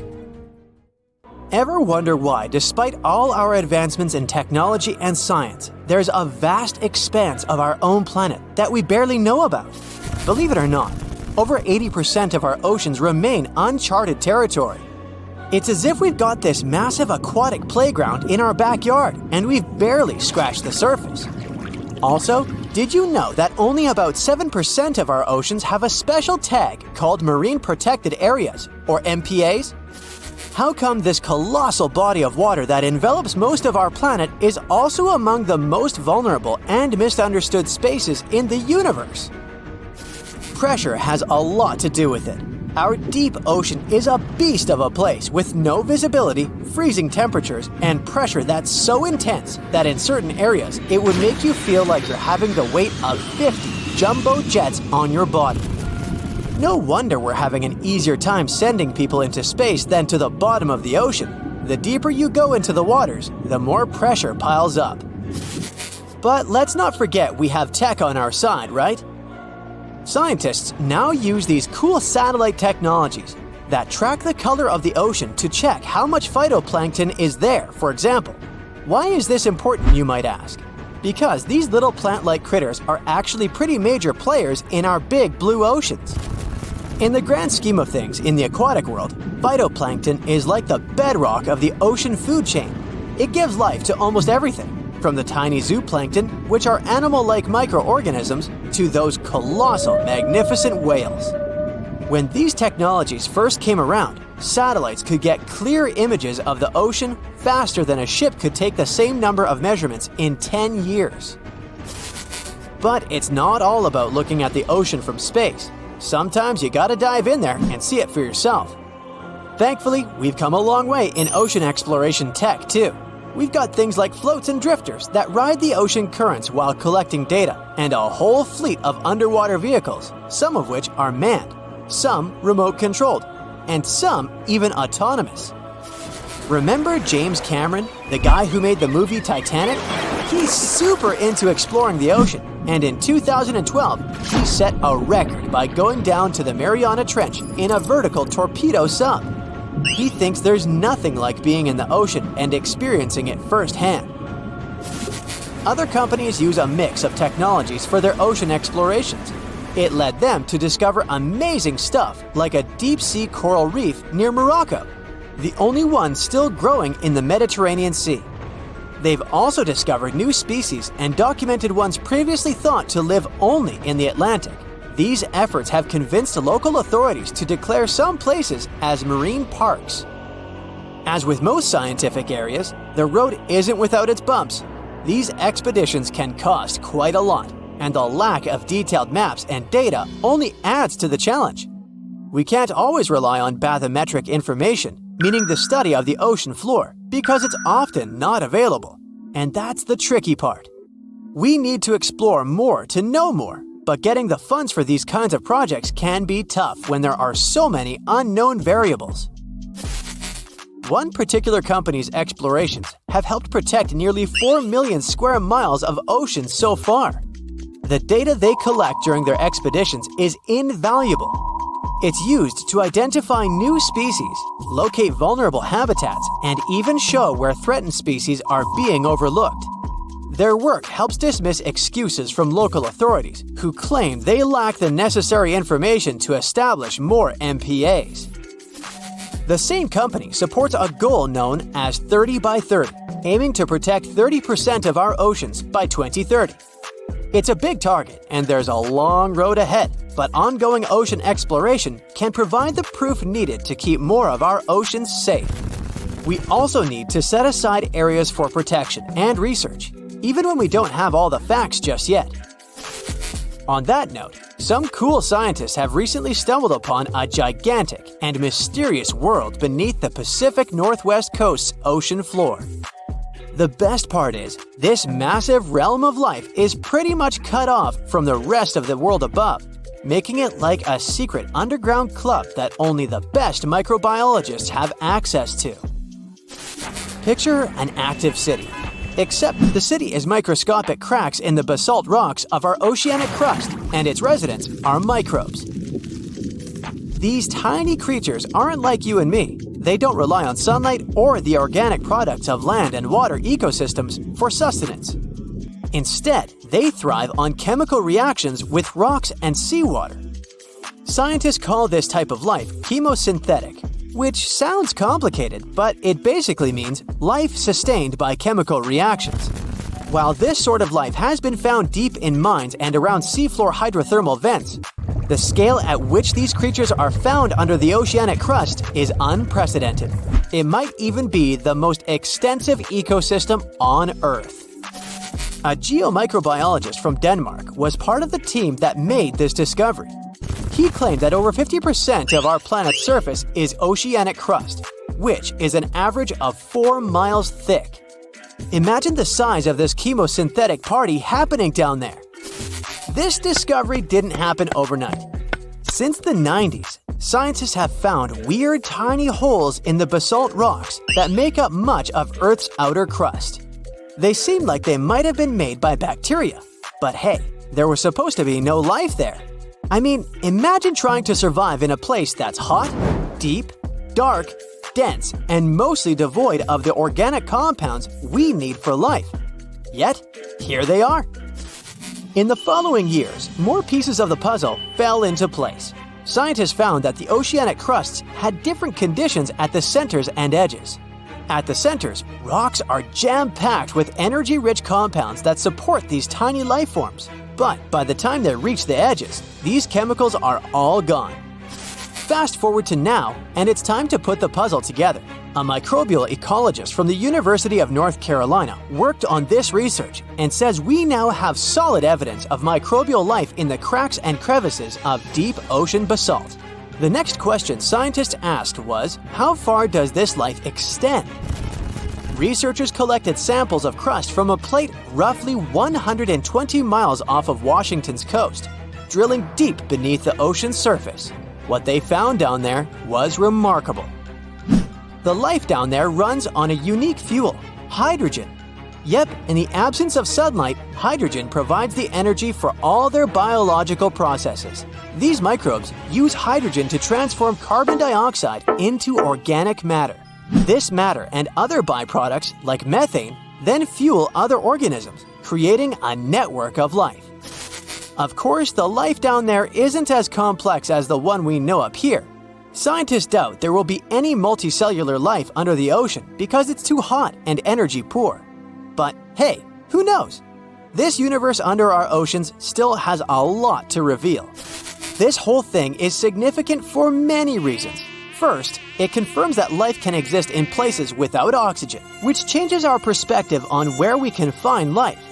This makes us wonder if life could exist under similar conditions on other planets, where surface conditions might be too harsh. The implications on Earth are also profound. If a large portion of life exists in the oceanic crust, then our understanding of life on our own planet could be completely changed. This exciting discovery stretches our understanding of life and prompts us to keep exploring the mysterious depths of our oceans, pushing the limits of our understanding. NASA is also in on the whole deep sea exploration project. Why? Shouldn't they be preoccupied with outer space? Because they're hoping to find hints about what the oceans on other planets might look like. NASA specialists are really hopeful that by unearthing underwater secrets, we can solve some of the big questions about space. Plus, they're testing some nifty equipment for future journeys across our solar system. So, Megalodon was one of the biggest and most ferocious monsters on our planet. Powerful jaws, razor-sharp teeth, gigantic size. But what do you know about how it sounded? Imagine how loudly it growled, permeating the underwater world with sound vibrations. This sound resembled nothing. Megalodon didn't have a voice. It was a shark, and sharks don't have sound-producing organs. It was a quiet danger. But despite its muteness, yes, that is a word, you could have still heard it. Come with me. Now you're underwater, clenching your fist, raising your hand, and quickly bringing it down. Now imagine that you have a big submarine instead of a fist and hear the water flowing around the smooth surface of the hull. That's what a megalodon sounded like. When this monster was swimming out to the surface and opening its jaws, it sounded like a waterfall. The giant shark swam at high speed. When the water was passing through its mouth and gills, it sounded like a flowing river, a fast, powerful river. Megalodon had no voice, only the scary sound of flowing water. Other ancient fish could make sounds, but you would hardly hear them. Whales, dolphins, and their distant ancestors are not counted because they're mammals. Fish communicated at frequencies elusive to human ears. They still have this ability, but in most, the ocean was and is a pretty quiet place. So let's get out on ancient lands and check what was going on with the sounds there. Thanks to modern technologies, scientists can analyze the sounds of many ancient animals. Using CT scans, they found that some dinosaurs had complex systems of small open pockets in their skulls. They used these winding cranial mazes to reproduce a wide range of sounds and regulate body temperature, and people have managed to hear them. An ancient bird that lived 79 to 140 million years ago, Pegasus, sounded similar to some farm birds like duck and geese. But the ancient creature probably screamed in a scarier way. Scientists found this out thanks to the Syrinx fossil they discovered in 2016 in Antarctica. It's the oldest known vocal organ in the world. It helped Pegasus make a double humming sound coming from the left and right sides of the Syrinx. Imagine a duck and goose screaming. Increase the volume several times. Perhaps that's what its distant ancestors sound like. As for other flying reptiles like the pterodactyl, it couldn't scream like Pegasus because it didn't have a syrinx. These winged monsters could growl, hiss, and snap their beaks, and this was their most effective sound. Remember any tall basketball player. The skull of the pterodactyl was slightly longer than their height. Just imagine what a noise the dinosaur created when it was snapping its powerful beak. The clicking sound could deafen and frighten other ancient creatures nearby. Now, you probably know what a Tyrannosaurus sounds like, thanks to the movies. Among thousands of others, you'll recognize this prolonged roar similar to a chainsaw, vacuum cleaner, and horn. And, honestly, its roar has a lot in common with the natural sounds that this monster could make. Thanks to modern technologies and well-preserved remains, scientists managed to simulate the voice of these ancient animals. Imagine you're uploading data about a T-Rex into a program and preparing to hear an intimidating roar. You press play, and it sounds like a bee. Tyrannosaurus rex's scream was similar to birds, not mammals. But it wasn't just a beat. It used nostrils to scream, not a mouth. The hum came from the chest and resembled a siren with low bass. Maybe it sounded a lot more intimidating than what we saw in the movies. It was louder than all the trumpets of the symphony orchestra, and it did it only with the help of its nose. It's not known for sure whether it could growl through the mouth. You could also hear how long-necked dinosaurs sounded in the movies. Their calls were similar to those of elephants, something between a saxophone and a car horn. But in fact, these tall creatures whispered. Almost all mammals make sounds thanks to the laryngeal nerve. This nerve runs down along the neck, then goes around the blood vessels of the chest and comes back to the larynx. In short, the brain gives a signal and it passes twice the distance along the body before the sound is released from the mouth. And now, remember those long necks of dinosaurs? This was the height of a 5-story building. But the voice signal had to run a distance of 10 floors. It took too long to make this long trip, and this affected the dinosaurs' roar. So, when they wanted to make a sound, they just hissed. And it was probably similar to the sound of a giant viper. But the most detailed sounds scientists have managed to get belongs to the Parasaurolophus.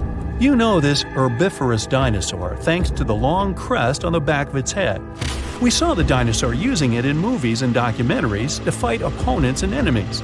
Some scientists believed it also used the comb to drop fruits and leaves from trees. Others thought the dinosaur used it to improve its sense of smell. But it turned out that in addition to self-defense and fighting, they used the comb to make loud and scary sounds in different keys. Scientists replicated this with fantastic accuracy thanks to the structure of its hard tissues. Almost all living beings with a voice use soft organs to make sounds, and these soft tissues decompose quickly. Parasaurolophus had solid ones. They noticed tubes leading from the nostrils to the crest and back to the nostrils when they found the skull. It was like a crumhorn, a curved musical wind instrument. This proved the dinosaur used the crest on the back of its head to make the sounds louder. The comb allowed it to trumpet, so its relatives could hear it in the forest. They made humming sounds with low and high notes. Mix a saxophone and trumpet with a goose hum, car horns, and low frequencies, then increase the volume several times. That's what Parasaurolophus sounded like. That's also what my 4th grade band sounded like. But I digress. You can listen to different shades and timbres of this dinosaur on the internet. It used noises with different tones to create complex social connections. They could communicate, identify each other, trumpet danger, or conversely, signal their friendly intentions. Alright, we've just heard how some ancient reptiles sounded. But what about ancient insects? They didn't have vocal cords, of course. Instead, they used friction between body parts. Look at modern crickets chirping with their wings. One wing has tiny notches. The second has the shape of a mediator. Take a simple plastic comb and run your fingertip over its teeth. Crickets make their sounds by the same principle. Their wings vibrate and release a series of sound waves into the air. But the clicking of an ancient bush cricket was very different from modern insects since they were much noisier. The sounds of these clicks were like a whistle. With the help of high-frequency waves, they could also communicate secretly as if they were doing it through a closed radio channel. If you heard this, you would hardly be able to fall asleep to it. Now, modern crickets are not so loud, as they began to add more high frequencies to their sounds. Higher pitch waves don't spread as far, reducing the risk that a bat will hear the insects. Just imagine how the jungle of that time sounded. The loud chirping of crickets hurts the ears. Then you hear a brachiosaurus hissing. The clicks of pterodactyls shake the sky like thunderclaps. Then you hear the trumpet sounds of different tones somewhere in the jungle. These are Parasaurolophus communicating with each other. And then you get scared by a loud Tyrannosaurus siren. What a racket! You'd probably not find peace in such conditions. Fortunately, humans appeared millions of years later. And, by the way, scientists have managed to find out and understand what our distant ancestors sounded like. They carefully examined the insert function of the mouth, nose, and throat on the Neanderthal skeleton. Their voices were similar to ours, but the phonetic range of an adult Neanderthal was the same as if they were 2 to 3 years old. It was like mumbling without consonant sounds. The study of the skull couldn't recreate precisely the sound of Neanderthals, but in 2007, scientists extracted DNA samples from their bones. They found a variation of the gene that responds to human speech. Scientists believe that Neanderthals fought with Homo sapiens, our family tree. As a result of this conflict, their kind became extinct. But the found gene points they could have had other connections with each other. Perhaps Neanderthals could understand their language and even pronounce some words. The stonefish. Stonefish aren't going to win any beauty contests, unless the pageant is for best rock look-alike. Their tiny unreflective eyes and rough skin blend in perfectly with their environment. A large head, an even bigger mouth, and a home full of, it's rocks.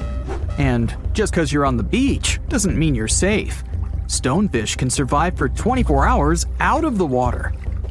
Stepping on one or even handling one won't be that fun. Their dorsal fin spines have extremely strong venom.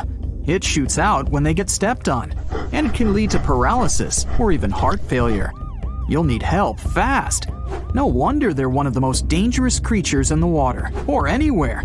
Be careful when scrambling around rocky areas. They love to play hide and seek. The deep-sea dragonfish. If there were a prize for the most hideous fish in the ocean, the deep-sea dragonfish would win. With slimy, scaleless skin, massive teeth, and a face only a mother could love, this bad boy of the sea is nothing to mess with. It likes to swim between 700 feet and 6,000 feet below the surface of the ocean, where the waters are the darkest and coldest. Along with some other creatures on this list, the deep-sea dragonfish relies on its bioluminescent body parts to catch prey. It also uses its hanging appendage, which boasts a little red light on the end, coming out from its lower jaw. Many fish mistake this little light for prey, luring them right into the jaws of the deep-sea dragonfish. Very clever dragonfish, very clever indeed. The fangtooth. The Mariana Trench is an underwater trench with a depth of 35,000 feet, nearly 7 miles below the ocean's surface. Let that sink in. While scientists know the Mariana Trench exists, it's one of the least explored places on Earth. It's also the deepest area of Earth's oceans. And although many creatures down there probably haven't even been seen by humans yet, scientists have had the creepy pleasure of getting to know the fangtooth. The fangtooth fish shamelessly lives up to its name. Just look at that thing. The fangtooth is carnivorous and feeds on just about anything it can find that gets caught in its sharp-toothed mouth. These fish rely on their contact chemoreception to find prey. In other words, they can sense chemical residue that comes off of other living organisms in the deep sea. This is because they don't have any light-producing cells on their bodies, unlike many other deep-sea fish. On top of all that, it's pretty dark down there, so whatever crosses their path, they chomp on. While these guys look pretty scary, they're not a threat to humans. They only grow about 7 inches long. Even so, I wouldn't want to run into one of these things during a relaxing swim in the ocean. The Dunkleosteus. Strangely enough, this prehistoric fish, known as the T-Rex of the seas, had no teeth. Those were replaced with bony plates that allowed it to have the strongest bite among other monsters of its size. The goblin shark. If you thought the movies about sharks were scary, this next deep-sea creature will make you swear off going for dips in the ocean forever. However, it lives 3,000 feet underwater, so you'll never likely see it face to face. The goblin shark looks like a cross between a shark and a creature from your worst nightmare. These sharks boast a protruding sword-like snout with a jaw that juts out to match. Unlike other sharks that have more of a gray hue, this creepy thing looks not so pretty and pink. Aside from their scary demeanor, what do scientists really know about the goblin shark? Well, not much, except that they can grow up to 18 feet in length. Looks like there's still a lot to learn about these guys, if you dare to. By the way, did you know that sharks don't sleep? Many species have to keep water moving over their gills to get oxygen, so they can't fall into a deep sleep like we do. That's why they stay half awake during rest. Typically, sharks don't even close their eyes. The cookie cutter shark. This shark is a living horror, with lower teeth being big and sharp, while the upper ones are much smaller. When its teeth fall off, the shark eats them to maintain calcium levels. Pretty smart solution for a shark. The frilled shark. Studying the frilled shark is like looking through a portal back to prehistoric times. That's because scientists think that these eel-like sharks haven't changed much since their oldest ancestors roamed the deep sea waters, so they're sometimes referred to as living fossils. These sharks' mouths are filled with a terrifying 25 rows of backward-facing sharp teeth, 300 in total. They're designed to grasp prey and hold them tight so they can't get away, according to early studies of the shark conducted in 1884 and published in the Bulletin of the Essex Institute. Luckily for swimmers, the frilled sharks live between 390 feet and 4,200 feet below the ocean's surface, so they'll probably never run into them. Probably. This is probably the worst nightmare of any dentist. The northern stargazer. Take a look at this cutie. The northern stargazer is definitely not something you'd wish to see on the ocean floor. This horrid creature hides its body under the sand, leaving its face above to wait for prey. The tasseled wobbegong. Here's another carpet shark on our list. It lies low on the bottom of the sea and patiently waits for its prey to come by. The Australian ghost shark. The Australian ghost shark isn't really even a shark, but a very bony fish. It's also a living fossil. It hasn't changed within the last 400 million years. Believe it or not, sharks and humans have a common ancestor that lived around 440 million years ago. Even though we both evolved in our own way, there are still some signs of that connection. For example, the genome of an elephant shark is very similar to humans. The Leopleurodon. This list of terrifying creatures would be incomplete without mentioning the terrifying and prehistoric Leopleurodon.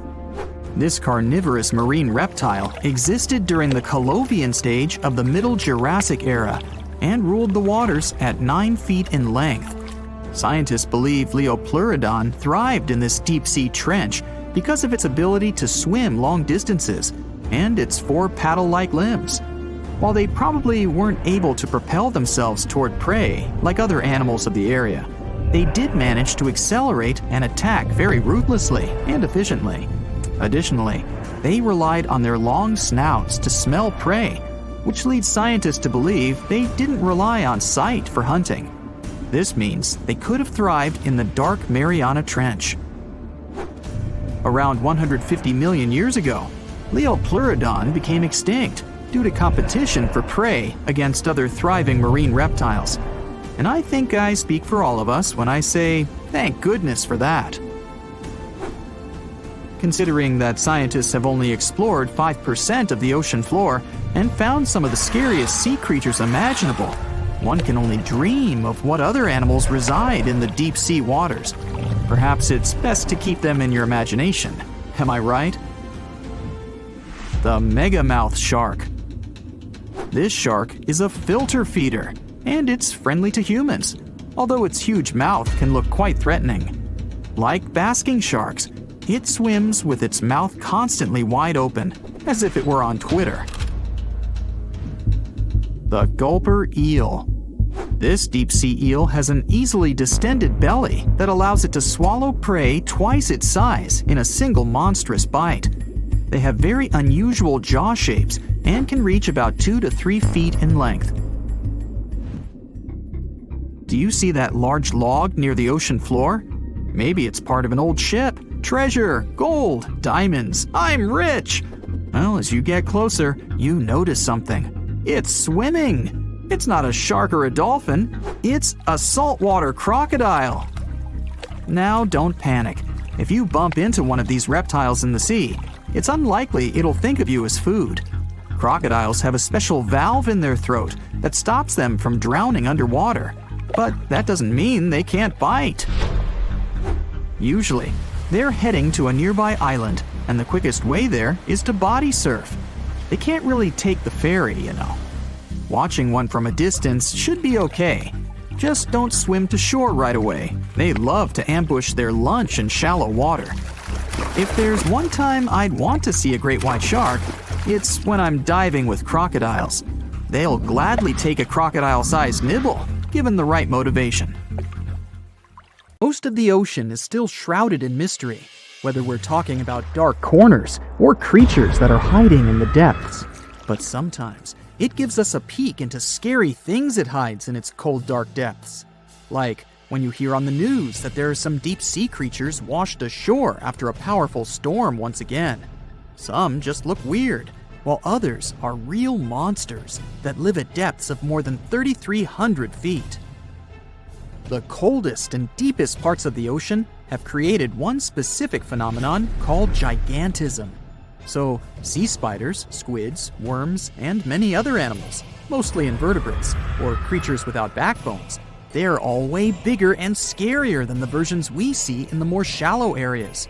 In the Pacific depths, you can see a sea sponge as large as a minivan.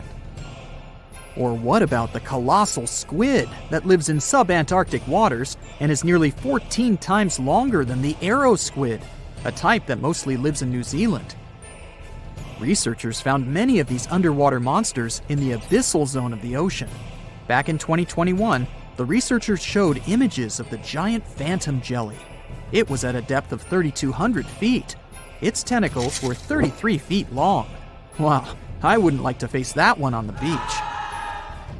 It probably eats only small fish and plankton, but it can swim to depths of more than 21,900 feet. And down there, this giant jelly doesn't have enough food. How does it survive then? Scientists haven't figured it out yet. And there are even more questions related to the giant squid, the biggest one ever found. This monster is 43 feet long, with a weight of nearly a ton. Imagine if those tentacles would grab your car, or something like that. They would smash it like it was a toy. There's no light in the abyssal zone. Sun rays just can't penetrate that deep. So there's no algae or underwater plants there. Local animals mostly eat snow. Marine snow is not like the regular one you build a snowman with. It consists of any small flakes or remains that fall from the surface of the ocean. Maybe even some leftovers that animals up there couldn't eat. So it's not much. But apparently, it's enough for very large creatures that hide deep down there, like giant squids. Squids that generally live at such depths don't bother going after their prey.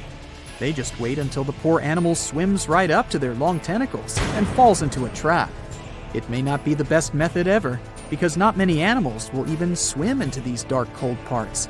But it's the method that saves energy. A giant squid eats only 1 ounce of fish daily, which is approximately 45 calories. That's nearly 50 times fewer calories than an average person should eat per day. So when a squid gets 1 fish, it saves it for a couple of days. I hope giant squids won't get the idea to go to the surface and look for food when there's not enough of it in the abyssal zone. And I hope even more that giant Greenland sharks won't get that same idea. You can find them at depths of up to 7,200 feet. They're twice as slow as we usually walk. They swim at a speed of 1.12 feet per second. Their slowness is part of the energy-saving mechanism that creatures down there need to survive. But they can speed up in the form of short bursts when they need to catch prey. But they kinda change their diet from predator to scavenger, considering their environment. There will be more leftovers falling from the surface than animals to go after. Greenland sharks grow just 0.4 inches per year, and they're mostly 20 feet long, which means they live for a very long time, sometimes up to 400 years. They also have a slow metabolism, and that's one of the main factors for their long life, too. Greenland sharks like to spend their time in cold waters. They're adapted to that, since their tissues have specific chemical compounds that prevent the forming of ice crystals all over their body. That means they have some sort of natural antifreeze.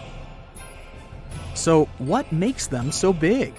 Scientists are still not sure, but some theories try to explain it. There's this thing called Kleiber's rule that says bigger animals tend to be more efficient. Just take a small fish and compare it to a whale with a mass hundreds of times bigger. The whale has a greater metabolism. It conserves energy more efficiently and loses less of it to the surroundings through heat. Moving on, bigger animals can ingest bigger prey. They're more likely to go through tough issues in their environment or defend themselves from predators going after them.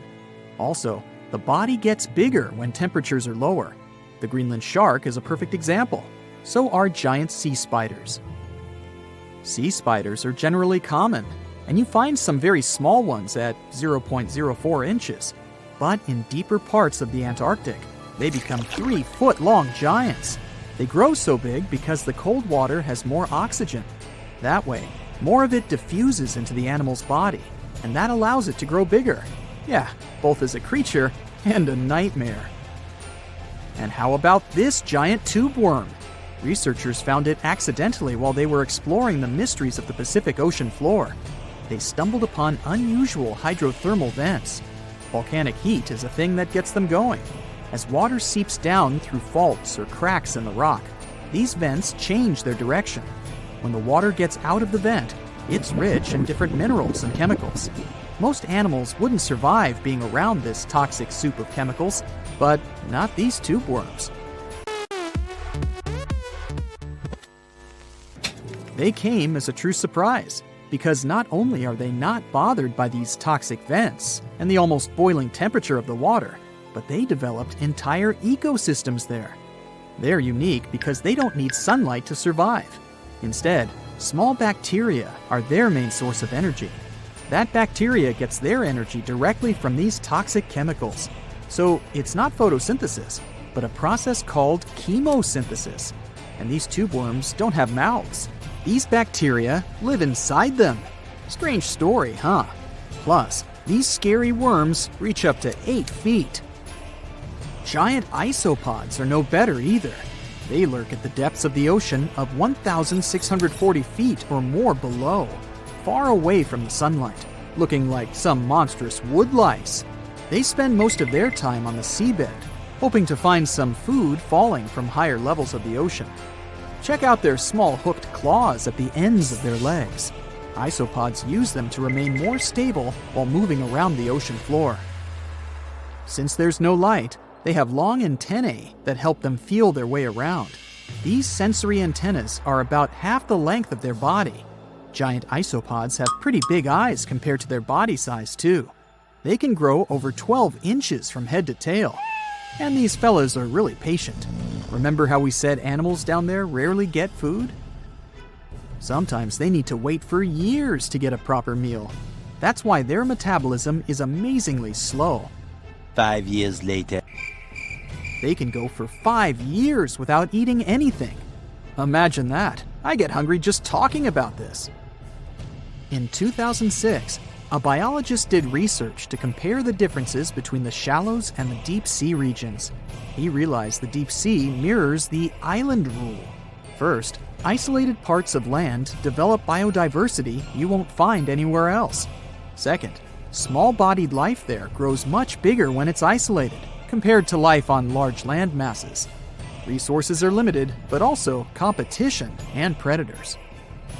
And we don't know much about these deep-sea creatures. It's too expensive and too complicated to carry out such research. So we'll just wait for more raging storms to show us at least part of the monstrous world cold ocean depths hide. The Bermuda Triangle is one of the most heavily traveled shipping routes in the world. Some skeptics believe that this fact solves the Bermuda Triangle mystery. Statistically, the busier the area, the higher the frequency of accidents and disappearances. While this makes sense, it's not the frequency of disappearances that's responsible for the mystery of the Bermuda Triangle. It's the lack of explanation or wreckage found. On his very first voyage to the New World in 1492, Christopher Columbus sailed through the Bermuda Triangle. Columbus reported that one night, when he was on the deck of the ship, he noticed a giant light appear in the distance, unlike anything he'd ever seen before. Columbus looked at his compass for direction, and it gave off erratic readings. You might have noticed that the Bermuda Triangle doesn't appear on any world map. This is because official institutions refuse to acknowledge that the area actually exists. No one exactly knows how many ships and planes have disappeared in the Bermuda Triangle. The rough estimate is 50 ships and 20 planes. Most of the time, the disappearances had no explanation and no wreckage has ever been left behind. When the TBF Avenger planes went missing, a massive search operation was conducted. Boats and planes searched the Bermuda Triangle for any signs of the aircraft. One of the boats searching was a PBM-5 Mariner airboat. The airboat took flight at 7:27 p.m. and called in a routine radio message 3 minutes later. Then, it was never heard from again. No trace was ever found of the rescue airboat or the 5 Avenger aircraft. A huge investigation was launched into the disappearance of all these vehicles, but nothing was ever discovered. The Bermuda Triangle is home to some pretty intense and unexpected weather. Storms build up quickly and unexpectedly, then disappear soon after. If you blink, you might miss it. This could explain why few distress signals are issued. Pilots and sailors never saw the weather coming. A popular theory suggests that rogue waves are responsible for the many disappearances. Rogue waves are called extreme storm waves by scientists. They occur when different weather patterns take place at the same time and cause large, unexpected waves that reach up to 100 feet tall. Witnesses say that the waves look like giant walls of water. These waves could explain why ships go down fast and without leaving any trace. Just off the coast of Japan, you'll find the Bermuda Triangle of the Pacific Ocean. They call it the Devil's Triangle. Between 1950 and 1954, 9 ships disappeared in this area without leaving a trace. The ship Kayo Maroon 5 was sent to investigate these unexplained disappearances when it also vanished. After this incident, the The Japanese authorities labeled the area as a danger zone, and sailors were encouraged to avoid it. Some people blame all disasters on the extraterrestrial paranormal activity. Others suppose it's all about raging natural phenomena. Some scientists believe the cause of anomalies is the environmental changes. Also, there's a really high concentration of methane hydrates on the bottom of the ocean in the Pacific Bermuda area. This gas tends to set off, and when it happens, bubbles start forming on the surface of the water. These gas eruptions can interrupt the ability to float and can easily sink a ship. Because of this chemical reaction, there won't be even a trace left.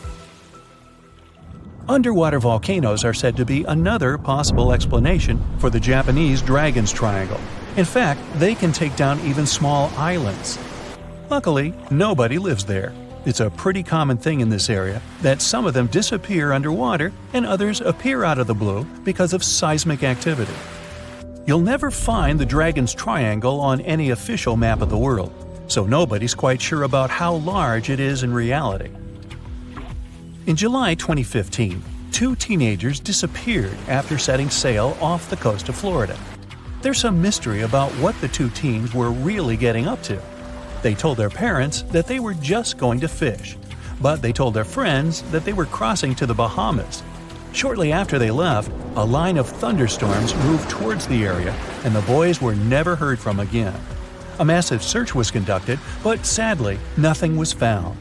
1 year later, the pair's boat was found off the coast of Bermuda with a broken iPhone and some personal effects left inside. One of the most popular and bizarre theories trying to solve the Bermuda Triangle mystery comes from Charles Berlitz.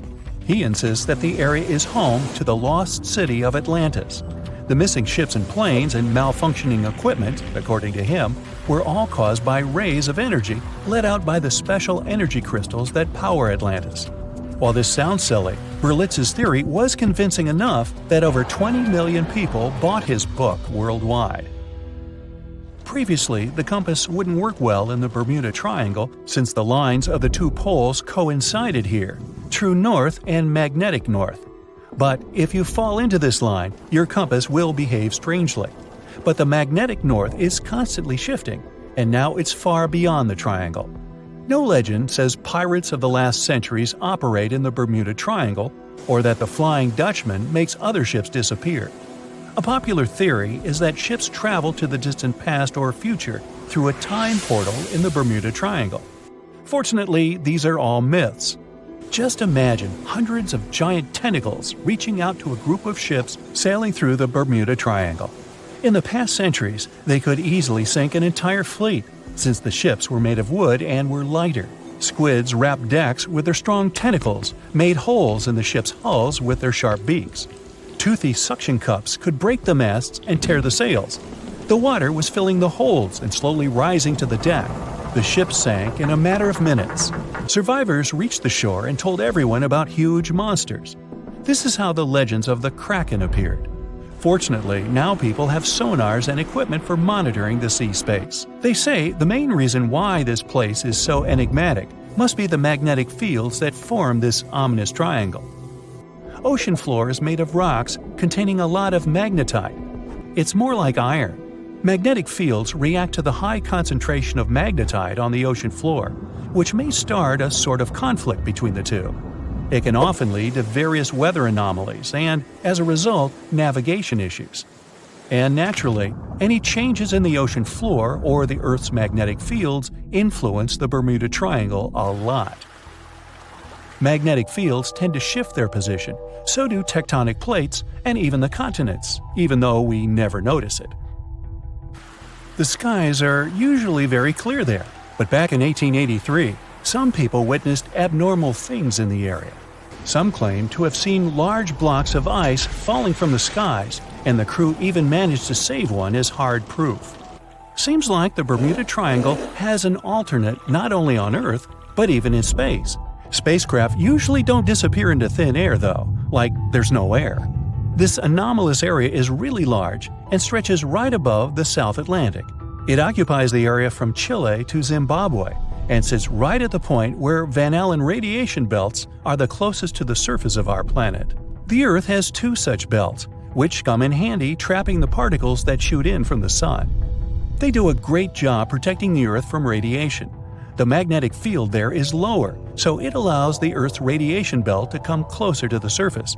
Whenever a satellite passes by, it will be exposed to radiation, which might lead to serious damage. So, no satellite can take pictures of it. The South Atlantic anomaly is part of the Earth where natural radiation just flows out of control. Still, there is little evidence that all these triangles are really dangerous. Many believe the Bermuda Triangle itself has been proven time and again to be nothing but a work of fiction. In fact, some shipwrecks, such as the Ellen Austin, gained popularity in the middle of the 20th century, while nobody even thought of drawing a triangle in the Bermuda area before that. The mystery was popularized by science fiction writers and became a common myth, while no serious research proved it any more dangerous than other parts of the world's ocean. So, the crew of the Ellen Austin back in 1881 weren't even aware of the Bermuda Triangle back then, let alone afraid of it. What do you think?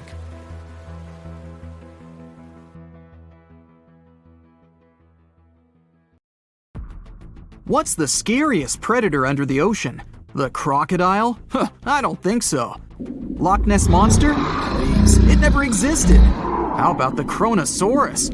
Well, it is extinct, but you might be onto something. Let's take a look at what it'd be like if these creatures were still around today. First things first, what on earth was it? The Kronosaurus was a marine carnivore that lived in the cool, high-latitude Eromanga Sea. It covered vast areas of inland Australia between 90 and 120 million years ago, during the early Cretaceous period. Near-complete fossils of the creature were also found near Colombia, which is a country that has a noted connection to prehistoric reptiles and turtles.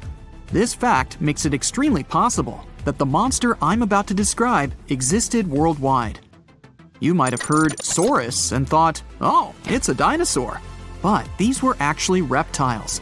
They were the largest member of the Plesiosauridae family, referred to as plesiosaurs. Fossil evidence suggests they weighed over 20,000 pounds and were roughly 30 feet in length.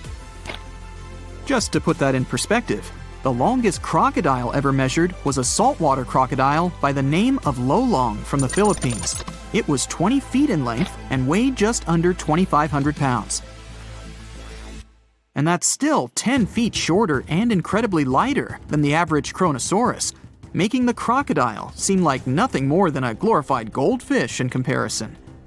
Despite its terrifying length, the most physically daunting feature of the Kronosaurus was its head. Its skull was about 8 feet long, which was actually proportionally large given the size of its body length. Anything that was unfortunate enough to end up inside the Kronosaurus's mouth may have been given false hope. After all, the teeth of the beast weren't actually that sharp. On second thought, I take that back. I wouldn't feel confident around a toothless snake, let alone being inside the mouth of this monster. But it's true that the Kronosaurus's teeth weren't sharp, especially when compared to other carnivorous reptiles, such as crocodiles and alligators. The teeth of this prehistoric sea creature were instead conical. This means that they were cone-like in shape. Unfortunately, this lack of sharpness didn't make them less dangerous. The teeth were enormous and could be up to 12 inches long from the crown tips to the bottom of the roots. This obviously meant that the Kronosaurus had an extremely powerful bite. It was estimated to be up to 30,000 newtons, which is almost twice as powerful as the bite of a large saltwater crocodile. Because of the bluntness of their teeth, they weren't suited for twisting their prey once in their grasp. But the size and shape of the teeth made them perfect for simple open and shut biting. They would have had no problem crushing hard objects such as the toughest of shells any sea turtle could offer. Just like crocodiles, the Kronosaurus is believed to have had a short neck. This may have been an adaptation to allow the beast to successfully catch small, evasive animals. Their body, in general, was fusiform and streamlined. This means it was narrowed at both ends and had very little resistance to the flow of water. The Kronosaurus was also equipped with 4 paddle-like limbs. The hind limbs were larger than the front ones. They could span approximately 7 feet in diameter. All in all, This set the Kronosaurus up to effortlessly propel itself through the waters and be an ultimate predator. Predator X, if you will? That's the name that was given to the fossil of a creature discovered near Svalbard, a Norwegian island group, in 2009. The fossil was identified as a 50-foot-long, 100,000-pound monster with a bite force of 33,000 pounds per square inch. This might be the highest bite force of any known animal. Although Predator X is yet to be classified as any specific type of animal, it was definitely a plesiosaur, like the Kronosaurus. And even if it wasn't Predator X, the Kronosaurus was still most definitely a ferocious titan when it roamed Earth's oceans.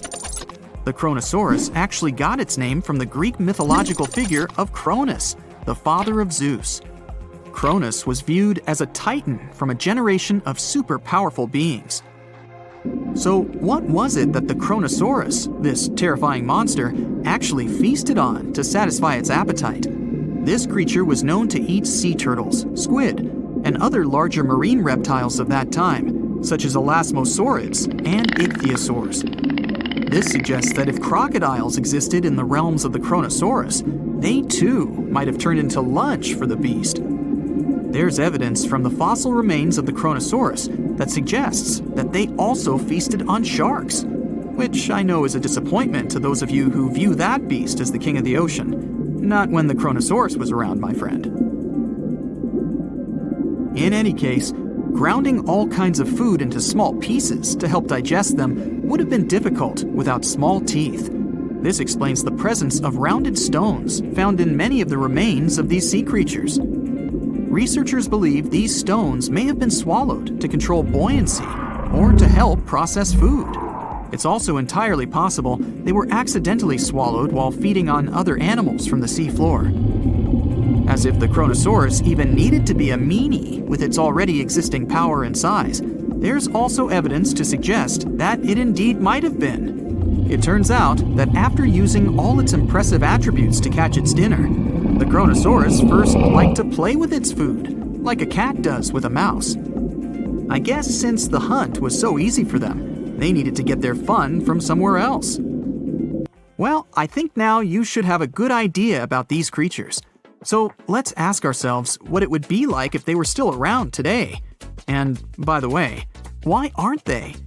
Well, the Kronosaurus was completely finished off by the same KT meteor that took out the dinosaurs 66 million years ago. But even before this catastrophic event, they were coming under increased pressure from an even bigger and more vicious family of carnivorous marine reptiles known as mosasaurs. You can't always be a top dog, I guess, or rather, top marine reptile. But what if this never happened, and they were still roaming Earth? Well, this might be obvious, but can you imagine what kind of impact that would have on sea tourism? Based on the impact that famous movies about sharks and killer whales had, what do you think the presence of a Kronosaurus in the ocean would do to beaches? The very creature that would eat sharks and whales for breakfast. Beaches would certainly become a great place to go for a quiet walk, because nobody else would even be there. And what about such activities as boating, surfing, and scuba diving? You think anyone would dare try them, knowing that this 30-foot beast could be lurking beneath them? Let's give humans some credit and assume most of them wouldn't. This would cripple the global sea tourism industry, which is responsible for earning roughly $143 billion every year. Just to make sure this shocking point hits home, the most expensive yacht to ever roam the ocean was called the History Supreme. Its master bedroom was believed to have a statue made of T-Rex's bone and a wall made of meteorite rocks, as well as a 24-karat gold panoramic wall aquarium. Anyway, this yacht was worth nearly $5 billion, meaning you could buy 38 of them with the money lost in potential damages to sea tourism caused by the Kronosaurus. I'm sure that the yacht's owner was happy the beast never made an appearance in their luxurious aquarium. So luxurious, in fact, that some people believe the History Supreme, reportedly owned by some business genius from Malaysia, never even existed. Rumor has it that it was simply an elaborate hoax fabricated by the supposed designer. Anyway, I don't think the trouble would just stop there. People could actually be in serious danger, regardless of being near the ocean or not. No, I'm not about to tell you that this thing would grow legs, adapt to living on land, and start picking us off one by one. At least, I hope not.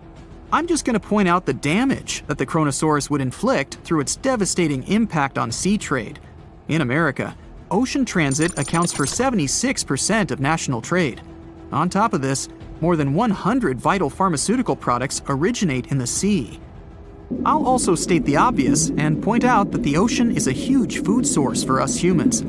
The presence of the Kronosaurus could have a great impact on our relationship with the ocean, something we usually take for granted. Want to high-five a sea creature? Well, put your hand up for the Tasmanian red handfish. This fish doesn't swim like a fish. It walks. It uses its flipper-like hands to stroll around on the ocean floor. These bottom walkers are disturbed by swimmers and boats a lot. Some people even want to take them home as pets. I think it's better to just give them a wave and swim on by. The vampire squid. Its species name is Vampiroteuthis infernalis, which translates to vampire squid from hell. Oh yes, this vampire squid means to terrify everyone with its name, its dark red color, its spikes at the bottom, and the scary fact that it can basically turn itself inside out. The vampire squid loves putting on a good show, but it's as harmless as a kitten is to humans. It's as if Dracula scared the pants off you, but he didn't have blood-sucking fangs.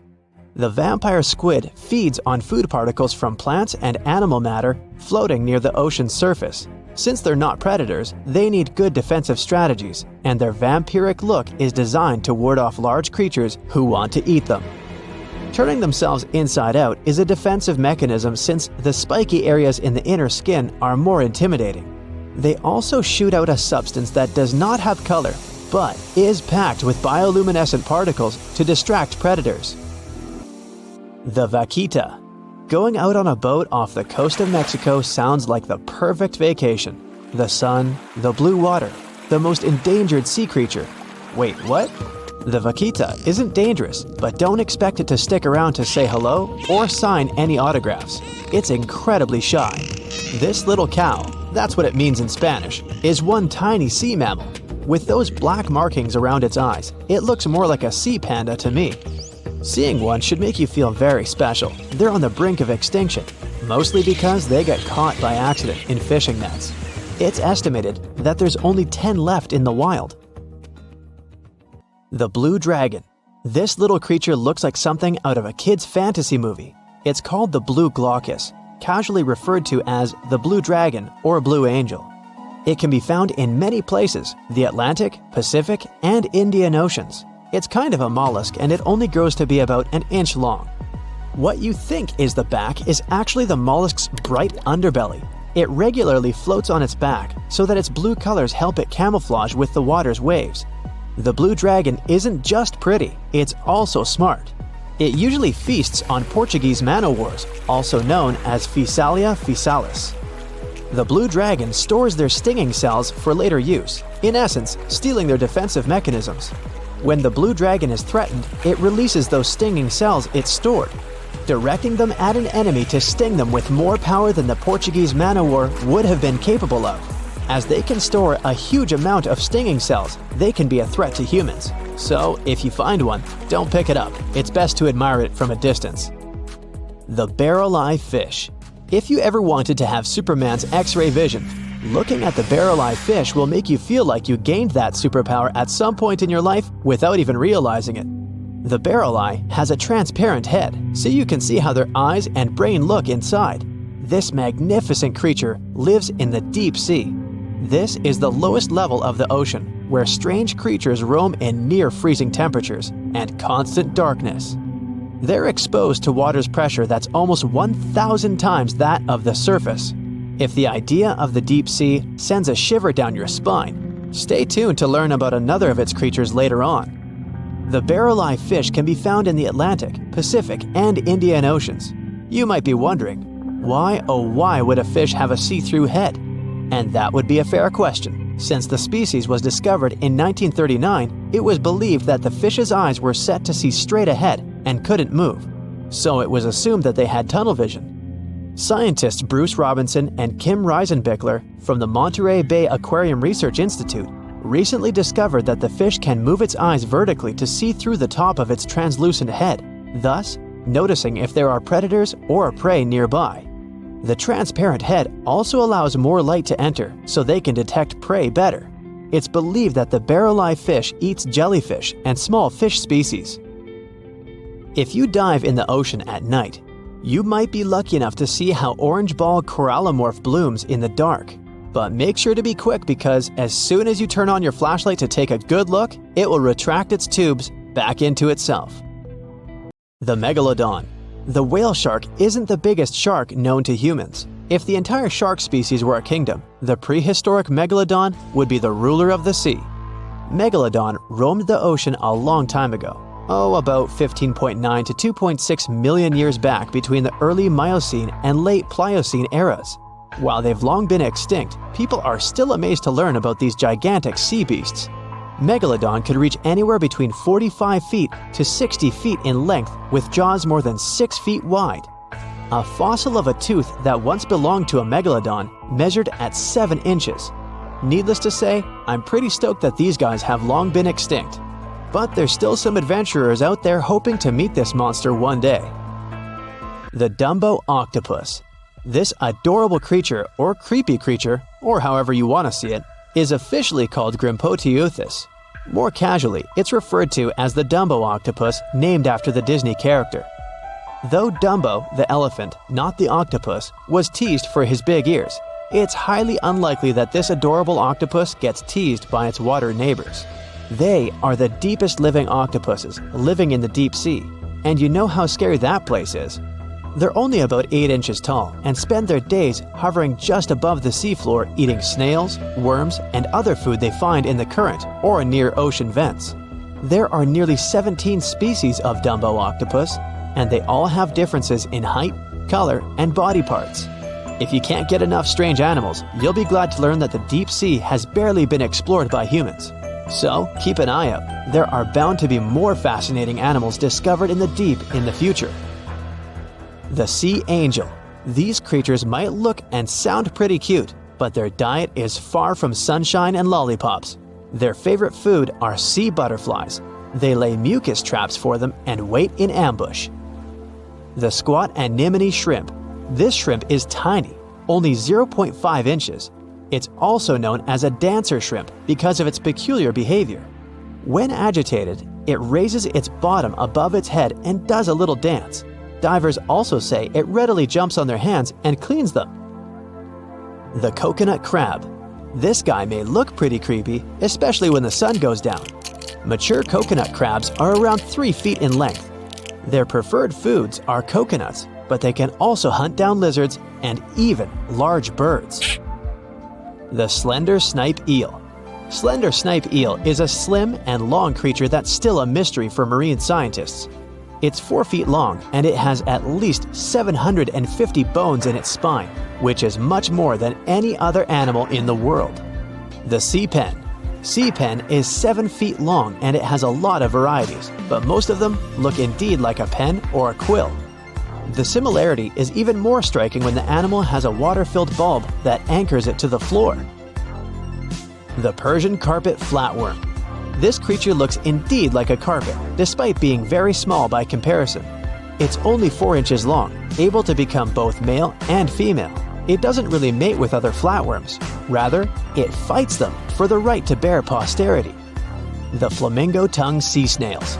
Tourists love these extraordinary snails for their pretty colors, thinking it's a shell, but in fact, the shell is quite dull and hidden underneath colorful soft tissues.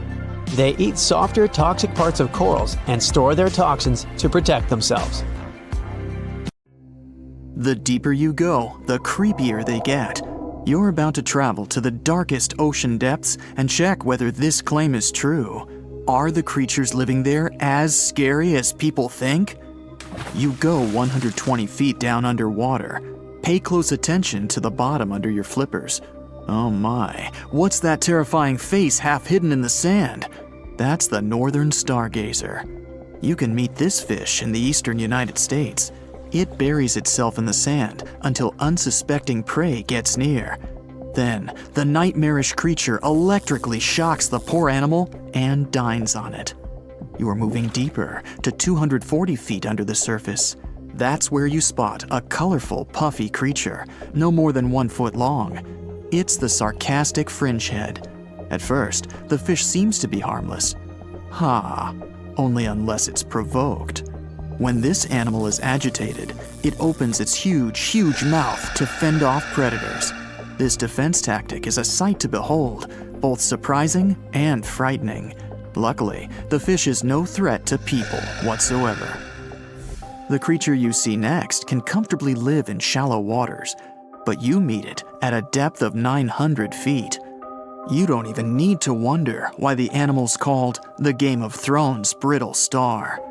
Unlike starfish that slowly crawl across the seabed, this creature moves fast. It wriggles its long, flexible arms to get from point A to point B.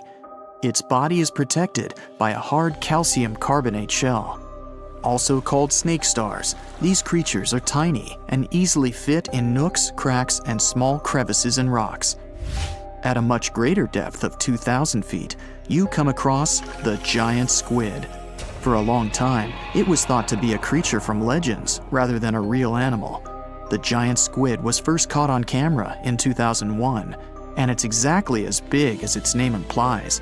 The creature's eyeballs are the size of soccer balls, and the squid itself can weigh up to 600 pounds.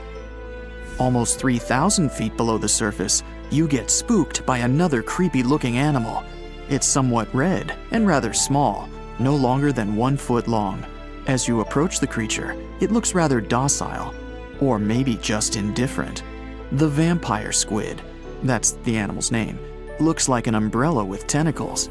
It doesn't even produce ink, so you leave it alone. Soon after that, at a depth of 3,200 feet, you meet the cookie cutter shark. This creature is a parasite. It attaches itself to big fishes, dolphins, whales, and sometimes even people. Then, using its neatly arranged serrated teeth, it gouges out cookie-sized pieces of meat. This nasty glowing animal doesn't grow larger than 20 inches and lives in the ocean twilight zone. At a depth of 3,300 feet, the light becomes a rare and valuable thing. The animals living that far away from the surface have to evolve unusual features to survive. That's how the barrel-eye fish ended up with a transparent head and 2 super-sensitive barrel-shaped eyes. Right now, pretty much like always, they're pointed upward, allowing the fish to see potential prey and you.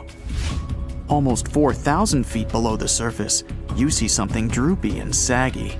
The blobfish doesn't have a skeleton or any muscle. Its jelly-like flesh lets the creature survive incredible water pressure. Despite its appearance, the blobfish is an ambush predator. It usually lies very still on the bottom, waiting for unsuspecting prey to swim by. You go a bit deeper and spot a creature that looks particularly ghastly. The goblin shark senses prey with its snout. The creature's terrifying jaws are attached to elastic ligaments. When some animal comes too close, the shark catapults its mouth forward to catch it. If your mouth could do the same, you would be able to eat things dangling 7 inches away from your face. Even deeper than that, at 5,000 feet, you notice another member of the shark family. The frilled shark looks like an overgrown eel, but its gills are lined with red fringe at the edges, hence the name. The creature's horrifying mouth has 25 rows of razor-sharp backward-facing teeth, 300 in total. The shark prefers to hover in the water, waiting for its prey to come closer. Then, it charges at it like a snake. Suddenly, you see something glow brightly like an electric bulb. But after coming closer, you recoil in horror. The creature looks like an upgraded eel equipped with oversized teeth. That's the deep-sea dragonfish that can live at a depth of 6,000 feet. Chemical processes going on inside the fish's body produce an eerie red glow. This glow is used to communicate with other fish. At the same depth, you meet another deep-sea inhabitant. Its most prominent feature is its huge mouth. Thanks to it, the gulper eel can swallow its prey whole. Its stomach can expand to a terrifying size when it needs to fit something large. At a depth of 6,600 feet, you come across an angry-looking creature with a fishing rod over its head. It's the deep-sea anglerfish. The animal has an unusual dorsal spine, even though it's worn only by females. It protrudes above their mouth and has a lure on its tip, some luminous flesh that baits prey. The anglerfish has such a big mouth and its body is so pliable that it can swallow animals twice its own size. You're 7,000 feet down when you see another fish that's glowing in the dark. The black dragonfish is a sly creature. It has its light-producing organs arranged along its belly. The spooky creature also has gleaming flashlights next to its eyes. They help the animal find prey and attract potential mates. At the same depth, you also spot an enormous pillbug. But unlike the critter you can find in your garden, this one is at least 20 inches long. That's the giant isopod, and it is, indeed, related to the roly-poly, as well as crabs and shrimps. These creatures may look somewhat scary, but they're harmless. They feast on other deep-sea animals only after those have passed away. At a depth of 13,000 feet, you notice the ocean floor has become a bit fluffy. That's because it's covered with zombie worms. These creatures rarely grow to be more than 2 inches long, and still, they can break down fairly large animals, so strong the acid they produce is. The worms' feathery appearance makes them look like plants, but the truth is, these creatures munch on rock-hard bones of the world's largest animals, such as whales. The grid-eye fish almost scares you out of your mind soon after that. This creature has a pair of large greenish oval plates on the top of its head and no eyes whatsoever. Experts believe that these bony membranes detect light coming from predators, saving the fish's life. You're now 3 miles down below the surface, and that's where you spot something bizarre on the bottom. It's definitely a fish, but it's standing on the ocean floor on 3 long, rigid legs. Ah, it's the tripod fish. Curious rather than scary. This creature has adapted to the almost complete darkness by giving up on its vision. It has to rely on vibration and touch to sense prey. And then, the fish uses its fins as hands to transport food directly into its mouth.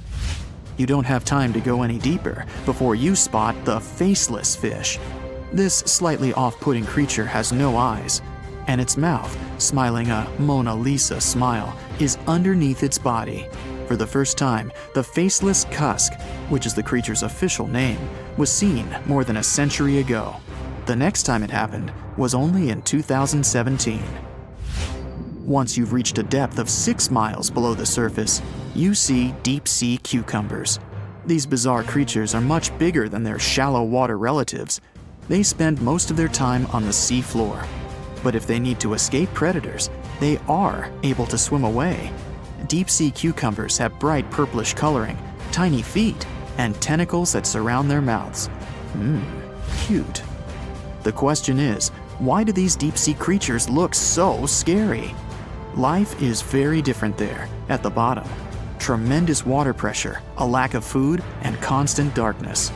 You have to adapt to survive in such extreme conditions. You're going to Ilha de Queimada Grande, one of the most dangerous islands in the world. There, you find yourself among rainforests, huge rocks, and grasslands. The place is home to birds, locusts, and giant cockroaches. But there's one more animal, and because of it, the island got its notorious reputation. Snakes live there, and a lot of them. So many that the place is also known as Snake Island. Will you survive there? Located just 20 miles away from the coast of Brazil, the island has an area of 43 hectares, or over 100 acres. It probably got cut off from the mainland after the last ice age. The snakes were also separated from most other animal species.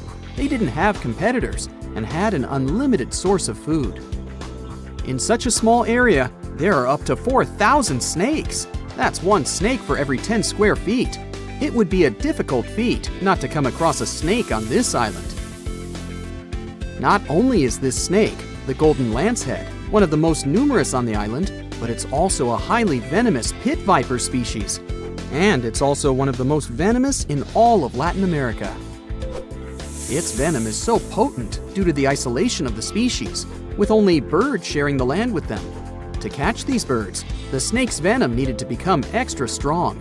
And indeed, since they got separated from their distant relatives, their venom has become up to 5 times more powerful.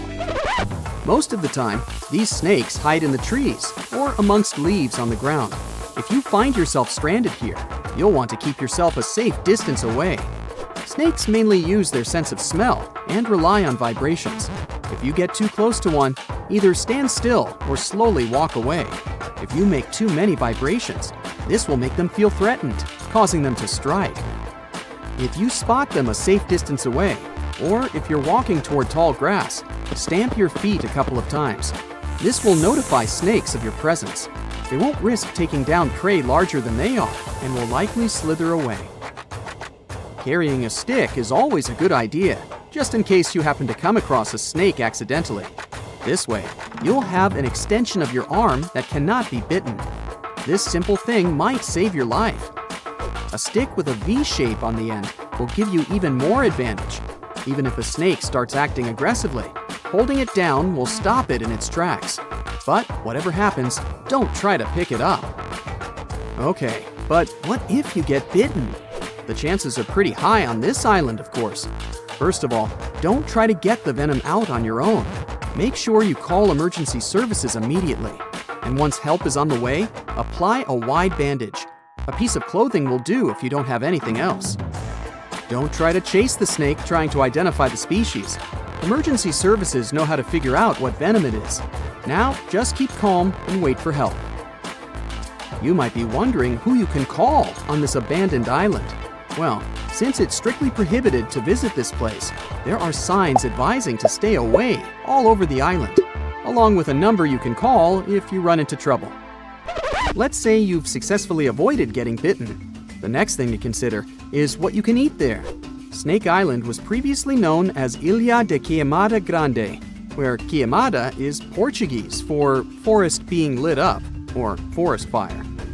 The reason for that was the fact that the entire island was deliberately set on fire to make room for a banana plantation. Unfortunately, the banana business didn't turn out to be a success, probably because farmers got sick and tired of snakes. But some banana trees still thrive today, and they can provide you with some much-needed nutrients. You'll also want some protein in your diet throughout your stay. Luckily, along with the snakes trapped on the island, there are also cockroaches. These giant prehistoric-looking roaches come out at night to feed on plants. Get that barbecue started and enjoy the rare delicacy this island provides. A great way to survive on the island is to avoid it altogether. If by chance you happen to be sailing past, keep in mind that this place was once connected to the mainland. Rocks beneath the waves are very likely to damage the bottom of your boat if you get too close. Make sure you keep an appropriate distance when traveling past. Sure, this island is intriguing, but please remember that no matter how close you get to it, you won't be able to see snakes from the boat. You can only see these creatures if you get close enough, which you really shouldn't do. And it's not only reptiles that make this location dangerous. Pirates visit the island quite often. Not the sea shanty singing peg-legged arr pirates, but bio-pirates who come there to capture the very thing that makes it so dangerous. They come there for snakes, to catch them and sell them illegally. Since the island got cut off around 11,000 years ago, the golden lancehead has evolved within its own unique habitat. So, although there are many reptiles on this island, they're still an endangered species.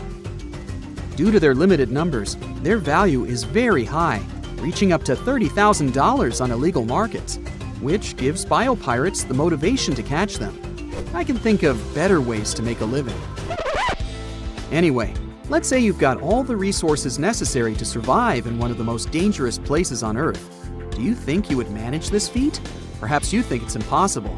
You'd be surprised at how possible it can be, if you know what you're doing. It turns out many have visited this scary place before. Research teams often come there. They study the golden lancehead snake, its environment, and its food sources for conservation purposes. But scientists always make sure there's a doctor on the team. There's also a lighthouse on Snake Island. It had been operated by people until the 1920s. Then it became automated. One guess why. Brazilian authorities visit the lighthouse once a year to make sure it's still functional. Locals on the mainland know the reputation of the island, so the stories of people going missing are minimal. But one group of fishers once got too close to the island. As they were sailing along their normal route, they accidentally neared the shore. Their boat hit a rock under the waves and began filling with water. As the boat was quickly sinking, the men had only two options: to try to survive in the rough sea or swim to the shores of Snake Island. It was a hard choice to make. After all, they had heard the stories, and it wasn't just about snakes. Rumor had it that the island was cursed.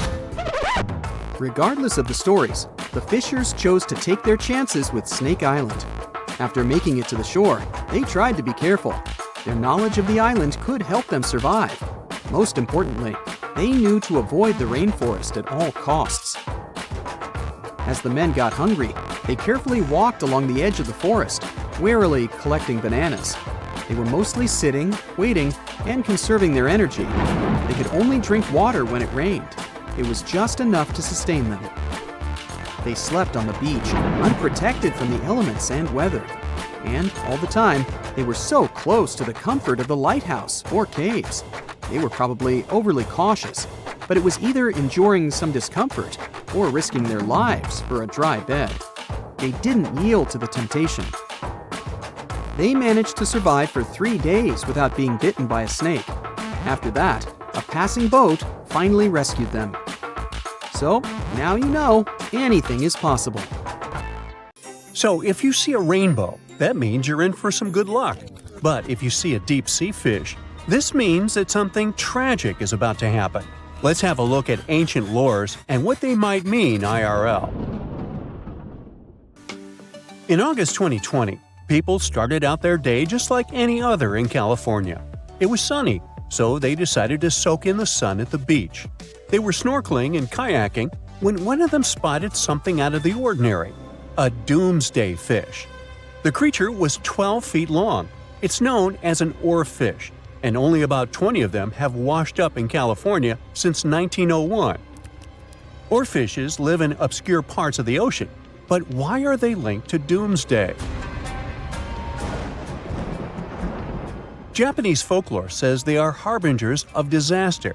These creatures were once thought to be sea serpents, and they are known as the messenger of the beautiful palace at the bottom of the ocean.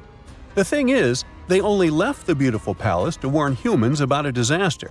That's why they're mainly known as bad omens. And when you see one, you can expect to see a tsunami or an earthquake right after. Even oceanographers confirm that this is a famous association. Now here's where it gets weird. The oarfish washed up near San Diego shores on the 10th of August. And then, on the 12th of August, a magnitude 4.4 earthquake hit Los Angeles. That's not the first time it happened. In 2011, in Japan, about 20 oarfishes were found stranded on the beaches and coastlines of Tehuco. Right after that, a magnitude 9 earthquake and tsunami hit the city. Something similar happened in the Philippines. On February 8, 2017, an oarfish was seen. 2 days later, a magnitude 6.7 earthquake struck the city and its nearby provinces. Sure, there is no way to prove both events are connected. The Seismological Society of America is adamant in saying that this is pure superstition. A recent study analyzed the coincidences and concluded that this association is statistically untrue. Can we say this happened literally out of the blue?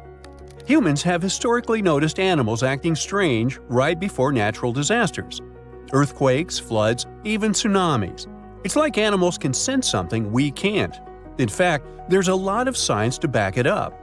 Studies show that animals can detect subtle environmental changes, like shifts in the Earth's electromagnetic field or infrasonic sounds, things humans wouldn't notice.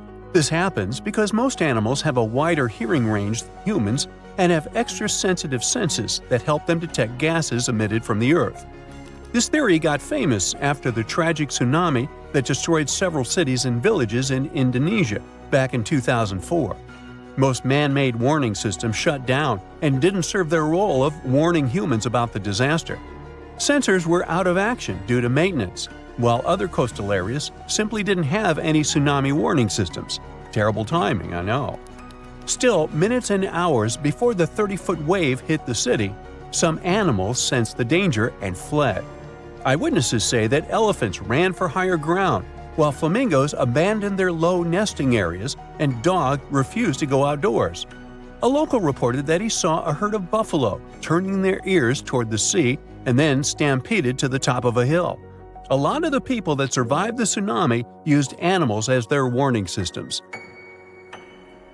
Now, this is not the first time humans have relied on animals to save their lives. The first official account of when it happened dates back to 373 BCE. I wasn't around then, but the Greek historian Euclides reports how the local population saw rats, weasels, and snakes running from the town before a massive earthquake hit. So, what exactly is it that animals can sense that humans can't? To find that out, scientists put biologging tags on cows, sheep, and dogs living in Italy. For about half a year, they tracked the animals. During this time, official statistics recorded over 18,000 quakes in the region. The most shocking information was that animals began to change their behaviors up to 20 hours before an earthquake. Before an earthquake, something called positive holes happen. It's an electric charge that flows from the crust up to the surface of the Earth. They can change the air molecules above where they appear, and animals can pick up on them. There's also evidence that animals might sense changes in groundwater. Before earthquakes, the stress in fault lines can release radon gas, which could alter the chemistry of groundwater. Animals that rely on it might detect these changes and react. Birds are also super sensitive to shifts in the Earth's magnetic field, which can change just before a quake. Another research happened near Mount Etna. Located in Sicily, Italy, it's one of the most active volcanoes on the planet. In 2002, a massive eruption wiped out a ski lift, 2 hotels, and a series of shops located near Etna. So, over the past years, a group of researchers decided to track goats living next to Etna. Their big aha moment came in 2012, when the goats started to act erratically 6 hours before Etna started to spew lava. These researchers were able to retrospectively predict around 7 disasters over the course of 2 years, all thanks to these goats. Back in 2014, a group of scientists studying golden-winged warblers in Tennessee noticed something odd. The birds had taken a detour from their customary breeding grounds. These little birds flew 435 miles from the Cumberland Mountains, where they had just arrived after flying over 3,000 miles from South America. Right after the birds left, a series of more than 80 tornadoes struck the area, causing over $1 billion in damage. What these birds did is something scientists call an evacuation migration. They sensed the tornadoes coming from over 250 miles away. Infrasound is a big disaster giveaway. Storms and tornadoes make very strong infrasounds that can travel thousands of miles from the storm. Now, infrasounds are low-range frequencies, anything ranging below 20 Hz. With our normal set of human ears, we would never hear this. We have an average hearing that ranges from 20 Hz to 20,000 Hz. That means you can hear something like a very, very low bass note or as loud as the buzzing of a mosquito right next to your ear. An elephant's hearing range can reach below 20 Hz. This would make elephants expert at detecting disasters. Scientists also think that detecting infrasound is what helps birds dodge storms when they must cross the ocean. You see, the Pacific Ocean is known to not be at all passive. Although courageous humans venture to cross it, they're usually met with severe storms and conditions that their satellite instruments sometimes can't detect. Meanwhile, there's an ongoing project from France's National Museum of Natural History that is tracking more than 100 birds on their annual crossing over the Pacific. With the help of the International Space Station, they're trying to understand how these little creatures respond to natural hazards en route. But not everyone's convinced. Some scientists argue that while animals might be sensitive to environmental shifts, predicting disasters based on their behavior is too risky. The U.S. Geological Survey has pointed out that many reported cases of unusual animal behavior before disasters are anecdotal, meaning stories and reports, and large-scale studies have yet to prove a direct link. Although humans don't have these super capabilities of predicting disasters, we have some things that might help us. Notice this. The next time you're in a place where lightning is going to hit, your hair will give a sign. If it stands on end, this means that lightning is aimed toward your beautiful person and is about to hit you. So run, find shelter, get inside a house. That's the best you can do in a situation like this. Texas is home to some of the oddest, creepiest, and most unusual animals you've ever heard of. It might come as a surprise, but this state is full of creatures you'll hardly see in other places. So, let's have a look at the most amazing ones.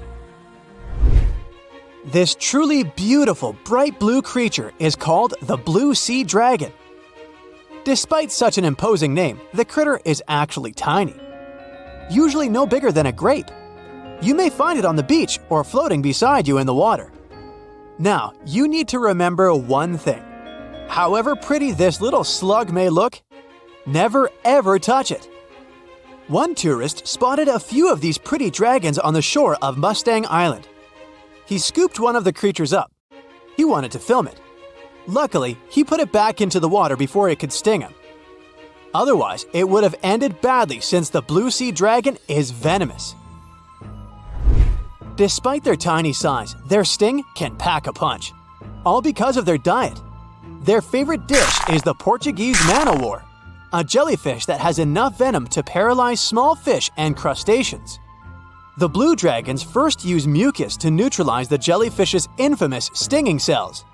And then they steal these cells from the man-o-war's tentacles and store and concentrate them within their own tissues.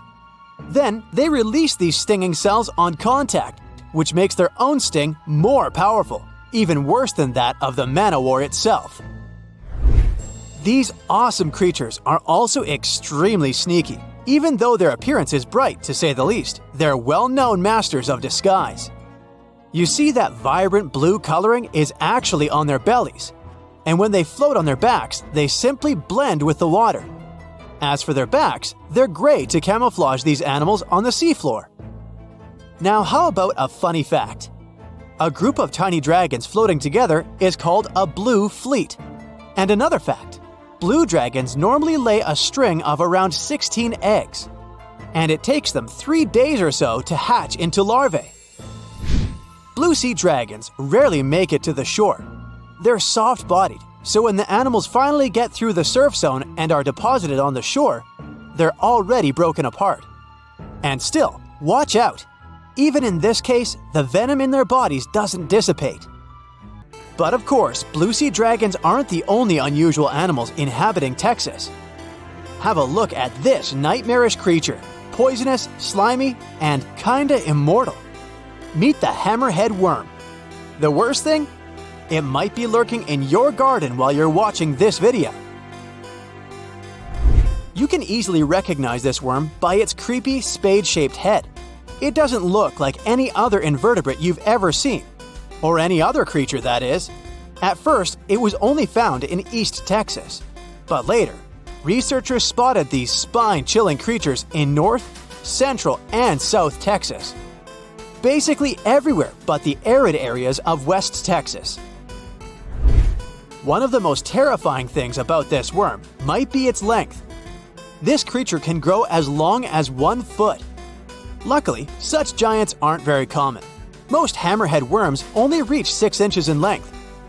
You can come across 2 species of these worms in Texas, and both of them will have a dark stripe down the middle. The larger of these 2 species munches on earthworms, which is actually a big problem. You might know that earthworms play an important role in keeping the soil rich in minerals and overall healthy. If earthworms disappear, plants in such areas won't be getting the nutrients they need. Even for humans and pets, meeting a hammerhead worm isn't the most pleasant experience either. Hammerheads are the only terrestrial invertebrates that secrete a very dangerous neurotoxin, the same as pufferfish produce. thanks to the sheer size of the human body, touching a hammerhead worm won't hurt you too much, but it may still cause your hand to start tingling or even go numb. It's much more dangerous for pets. There have been cases when dogs ate hammerheads, which left them feeling sick for the whole day. Interestingly, these worms are native to Southeast Asia. But they must have mastered the art of hitchhiking, since in the early 1900s they were already found in the US. Keep in mind that if you want to get rid of a hammerhead worm, which is the best course of action, the worst thing you can do is chop it with a shovel. The thing is, flatworms reproduce by ripping themselves in half, so by cutting it, you actually help the populations of the worms, turning one into two. That's the reason why hammerheads are sometimes described as immortal, which is a bit of a stretch since these creatures can't survive in vinegar or salt.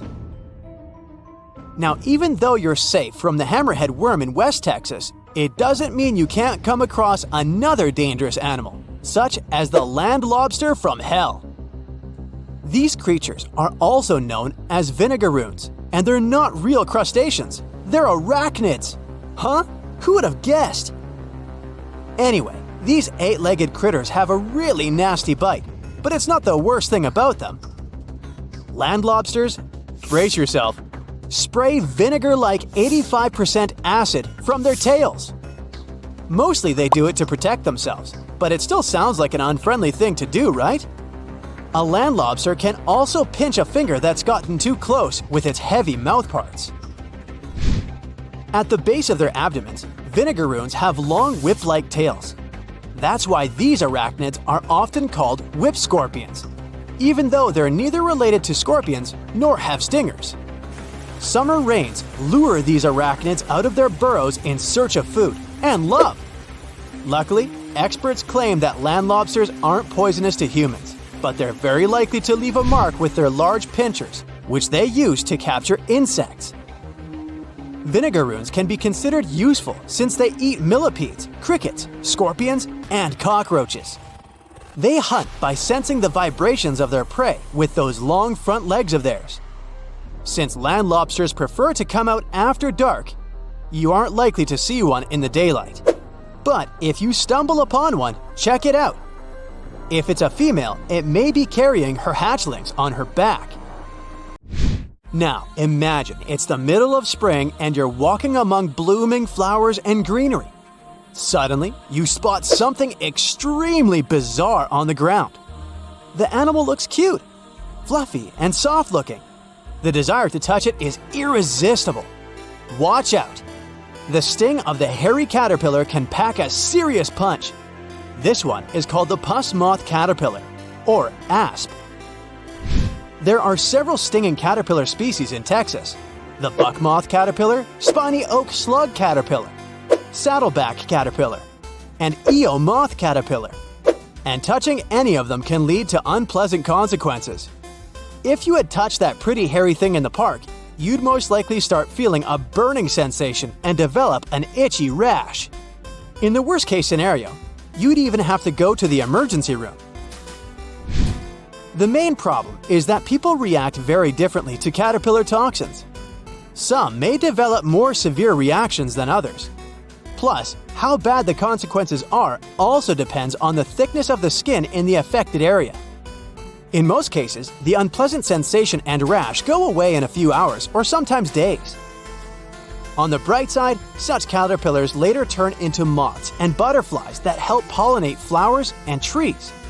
Getting rid of these critters means doing a massive disservice to the area where you live. Specialists are sure that coming across a stinging caterpillar won't lead to anything bad if you keep in mind the rule of thumb. If a caterpillar looks fuzzy, don't touch it. And the best solution to dealing with such creatures is educating people on what such caterpillars are, what they look like, and why it's dangerous to touch them with unprotected hands. Well, hey there. We dive back in time and into the oceans over 500 million years ago. Just, because we can. Whoa, watch out. It's not megalodon or giant sea reptiles you need to look out for here. It's a bizarre, unearthly-looking creature called Anomalocaris. The name means unlike any other shrimp, and I think you'll agree, it looks like a nightmarish cross between a shrimp and a modern-day centipede. 2 tentacles protruding from its face, each lined with razor-sharp teeth. Oh yeah, and this thing was about the size of your leg. With a wave-like movement of the flaps on each side of its body, it was graceful for a terrifying creature. It was also more advanced than any other life on this planet at the time. Especially those huge eyes. You have only one lens in each of yours. This giant shrimp had 16,000. That's 4 times more than a common housefly. And you know how good their vision is, good enough to dodge that swatter every time. All this allowed Annie to become one of the first animals on this planet to feed on others. Yep, here it is, Earth's first hunter. Its favorite meal? Trilobites. Hey, try a bite. Those are the ancient ancestors of crabs. Some of their fossils have marks on them in the same shape as the monster shrimp's mouthparts. Terrors of the past like this got to be so giant thanks to more oxygen in the atmosphere. A perfect example of this, Meganeuropsis. Imagine a dragonfly. Now make it as big as a cat, and with a wingspan longer than your arm. Megan, the monster-sized dragonfly, could easily grab other insects or even small animals, and she ruled the air with quick movements. Back then, there were still no large birds or other airborne enemies for this behemoth bug, so it was safe and free to grow as large as this planet would allow. Piranhas of the past were also jumbo-sized. Mega piranha was about 3 times the size of the river terrors we have today. Its bite force was about the same as a tiger's, and those striped kitties bite down 2 times harder than lions. That means it probably not only dined on other fish and any land creatures that, got too close to the water, but it could also easily crunch down on large turtles and other unlucky shelled creatures. And fun fact, modern-day piranhas bark like dogs when they're about to enter a confrontation. It actually sounds more like a frog's ribbit. But makes you wonder, what did this mega-sized ancient cousin sound like? A bear roaring? How about giant sea scorpions the size of your bed? Go back about 460 million years and you'd see them swimming under you. And watch out for that tail. Scientists still don't know if these creatures could use it to inject venom like your standard land scorpion, but something tells me I wouldn't want that thing anywhere near me. Then there's this guy, Therizinosaurus. Terry looks sort of like a goose with long arms. Oh, and did I mention this goose dino is about 2 stories tall and longer than a bus? Yow!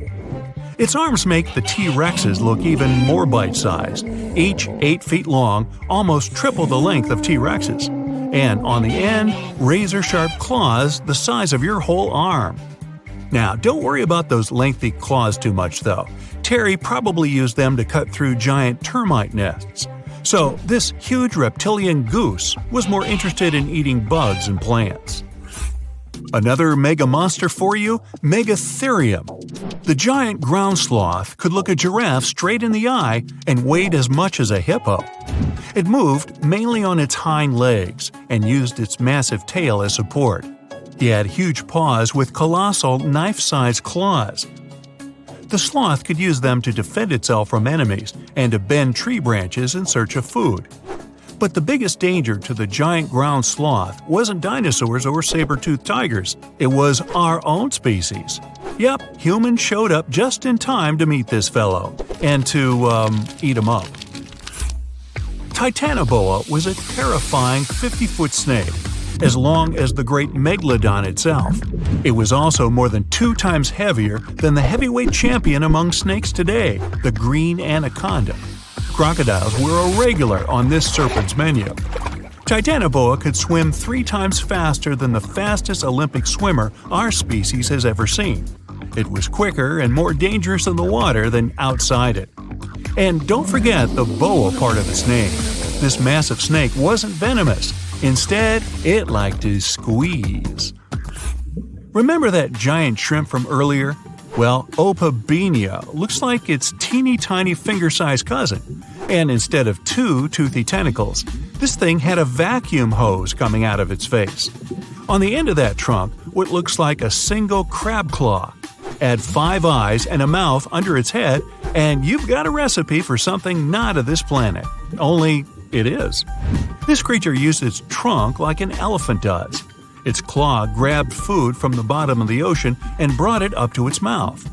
This thing is so weird-looking that apparently when the scientists who discovered it presented his findings to an audience, they all laughed as if he were joking.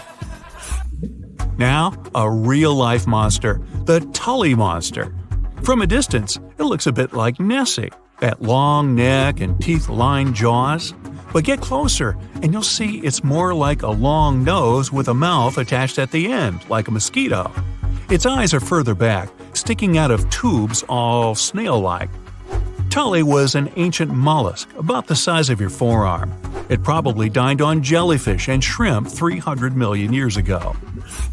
Thylacus smilus will put a smile on your face as long as you don't get too close. No, it's not a relative of the saber-toothed tiger. It was a marsupial, making it more related to a kangaroo than anything.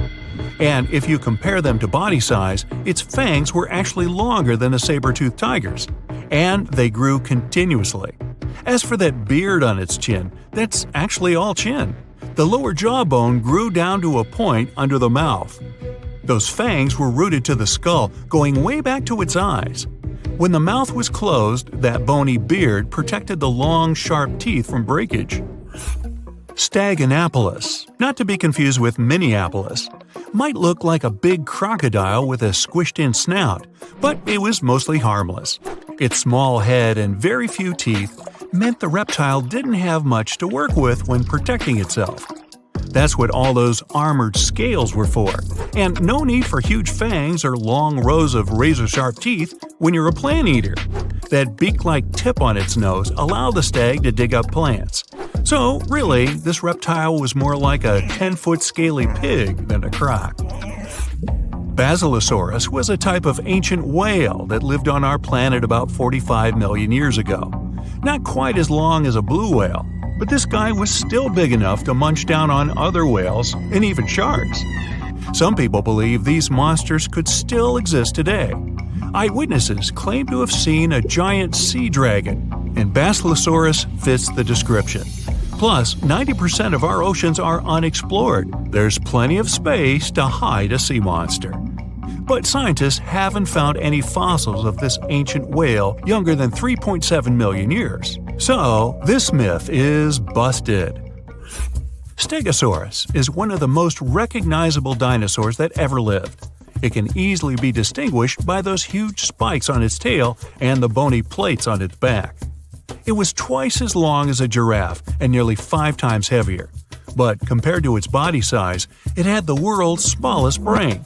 It was no larger than a dog's. Pelagornis had the largest wingspan of any bird ever discovered.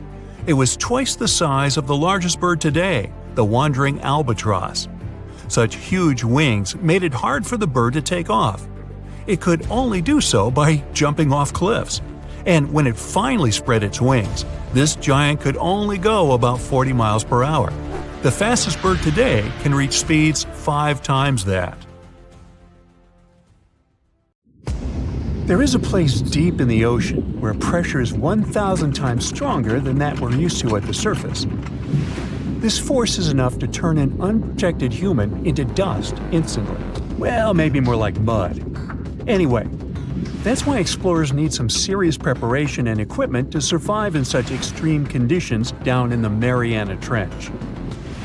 It is as wide as 20 national malls in Washington, D.C., and about 1/5 as long as the diameter of Earth.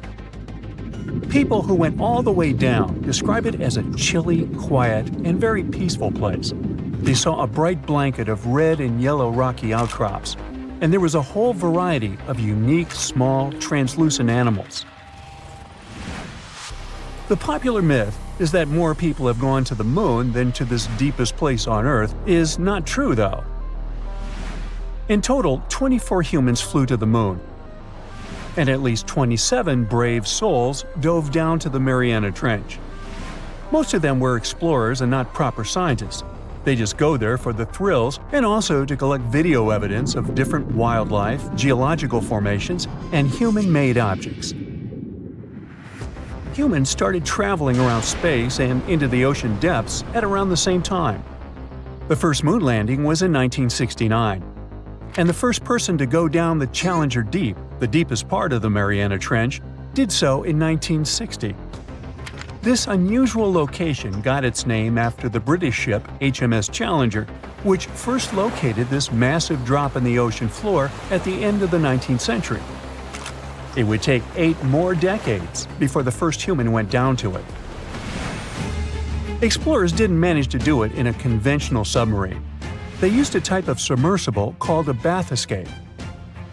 The Swiss oceanographer Auguste Piccard designed his own in 1953. 7 years later, the submersible managed to do the impossible. It had reached a depth of nearly 36,000 feet. But what explorers saw was merely a fraction of the trench's full size. The fact that it is so huge of the Mariana Trench is just one of the reasons why it's mostly unexplored today. The absence of light is another major issue. Sunlight is incapable of reaching such profound depths, so the entire trench, from top to bottom, lies in absolute darkness. Because of such conditions, the ecosystem is a lot different than the shallower regions of the Pacific. This puts immense pressure on marine wildlife. Yeah, the pun is intended. Another reason why it's so challenging to survive there is the temperature. Water freezes at 32 degrees Fahrenheit. At the bottom of the Mariana Trench, the ocean is just a couple of degrees above freezing. One of the factors that hasn't let this area turn into a giant icicle is the fact that salt water has a slightly lower freezing point. The other reason is geothermal energy that warms the ground at the bottom of these just enough for it not to freeze. That's why submersibles need to have proper insulation to navigate these icy conditions. When they reach the bottom, researchers find out that this desolate and harsh climate is home to several animal species. They encountered arrow-toothed eels, snailfish, and spoonworms at various depths. There were even strange-looking translucent sea cucumbers and shrimp-like amphipods. The biggest surprise was microbial mats thriving on methane and hydrogen from the mud. Among the species, the Mariana snailfish looks like a master of the environment that can go farther and deeper into the trench to feed on prey than its competitors. Despite its seemingly fragile appearance, the snailfish has adapted to withstand extreme pressures, a superpower it wouldn't be able to survive without. The exotic life forms that live deep down aren't normal-sized, since deep-sea gigantism makes them grow significantly larger than their counterparts in other ecosystems. One example is the giant tube worm, which can be 6 feet long. Science has a hard time explaining the exact cause of this form of gigantism. Thermal vents are just one of the possible explanations. All of these factors might help explain the huge time gap in researching the Mariana Trench. The first successful dive after the 1960 expedition came only in 2012. That's when the famous Canadian film director James Cameron went down in the deep-sea Challenger. Because few scientists have gone that deep before or after Cameron, there is no map of the deepest point on our planet. We know very little about the oceans that cover 2/3 of the Earth's surface. Researchers have mapped out only 5% of them so far. Science still has a lot to discover in the Mariana Trench and other unexplored places on our planet. The Amazon rainforest stands as the best example of the world's most unexplored regions. The list of reasons why this part of South America is unknown starts with its wildlife. Jaguars, anacondas, piranhas, black caimans, and Brazilian wandering spiders are just some of the creatures that pose a risk for researchers. Relentless year-round rainfall induces heavy flooding. Add to all this some treacherous river currents, and you can see why scientists have mapped such a small percentage of the Amazon to date. In just one region of Brazil, near Peru, There are at least 14 tribes that have never had contact with the outside world. The national authorities intend to keep it that way. Isolation of these indigenous people is the best way to protect their future. The same goes for a remote island in the Indian Ocean. After the tragic tsunami of 2004, helicopters flew over North Sentinel Island to make sure its inhabitants were alive and well. Meanwhile, the Sentinelese weren't thrilled. They took up bows and arrows to drive away the unwanted visitors. This tribe is one of the last uncontacted tribes on Earth. Although anthropologists and filmmakers visited the island in the late 1960s, we still don't know much about its indigenous population. It sits a long way off any shipping lanes in the Bay of Bengal. North Sentinel has no natural harbor, and it's surrounded by a shallow reef. This makes access to the island possible only by boat. The Indian officials who lay claim to the island have prohibited outsiders from visiting the island for safety reasons. The estimates on how many people inhabit the island vary significantly, from as few as 15 to as many as 500. The island is not tiny. It's about 5 times as big as London's Heathrow Airport. Apart from occasional contact during the past 2 centuries, the Sentinelese must have been isolated for a long time. They are related to other indigenous groups in the Andaman Islands, but their neighbors cannot understand a word of their language. The continent of Antarctica has no permanent human settlements at all. The only people who periodically live there are international scientists. This vast expanse of ice and snow, roughly the size of the United States and Mexico combined, still has many regions where humans haven't set foot. Satellite imagery and photos that NASA's aircraft made from the air have mapped out the entire continent. So we know where to go, but it's not that easy. The reason for this are all the adjectives that go with Antarctica. It is the coldest, windiest, driest, and brightest of the 7 continents. This makes it virtually unlivable. More than 99% of its surface is covered with a permanent sheet of ice. Its thickness ranges from 1 mile to as many as 3 miles in some places. That's half the height of Mount Everest. Now, the Himalayan range contains the world's tallest unclimbed mountain. It is also the tallest mountain in Bhutan. In the local language, the mountain's name translates as White Peak of the 3 spiritual brothers. Out of respect for the spiritual beliefs of the local population, national authorities restricted and then completely banned mountaineering at the beginning of the 21st century. To this day, there is no evidence that any climber has ever managed to successfully reach the summit of this mysterious mountain. The stonefish. Stonefish aren't going to win any beauty contests, unless the pageant is for best rock look-alike. Their tiny unreflective eyes and rough skin blend in perfectly with their environment. A large head, an even bigger mouth, and a home full of, yeah, it's rocks. And just because you're on the beach doesn't mean you're safe. Stonefish can survive for 24 hours out of the water. Stepping on one or even handling one won't be that fun. Their dorsal fin spines have extremely strong venom. It shoots out when they get stepped on, and it can lead to paralysis or even heart failure. You'll need help fast. No wonder they're one of the most dangerous creatures in the water, or anywhere. Be careful when scrambling around rocky areas. They love to play hide and seek.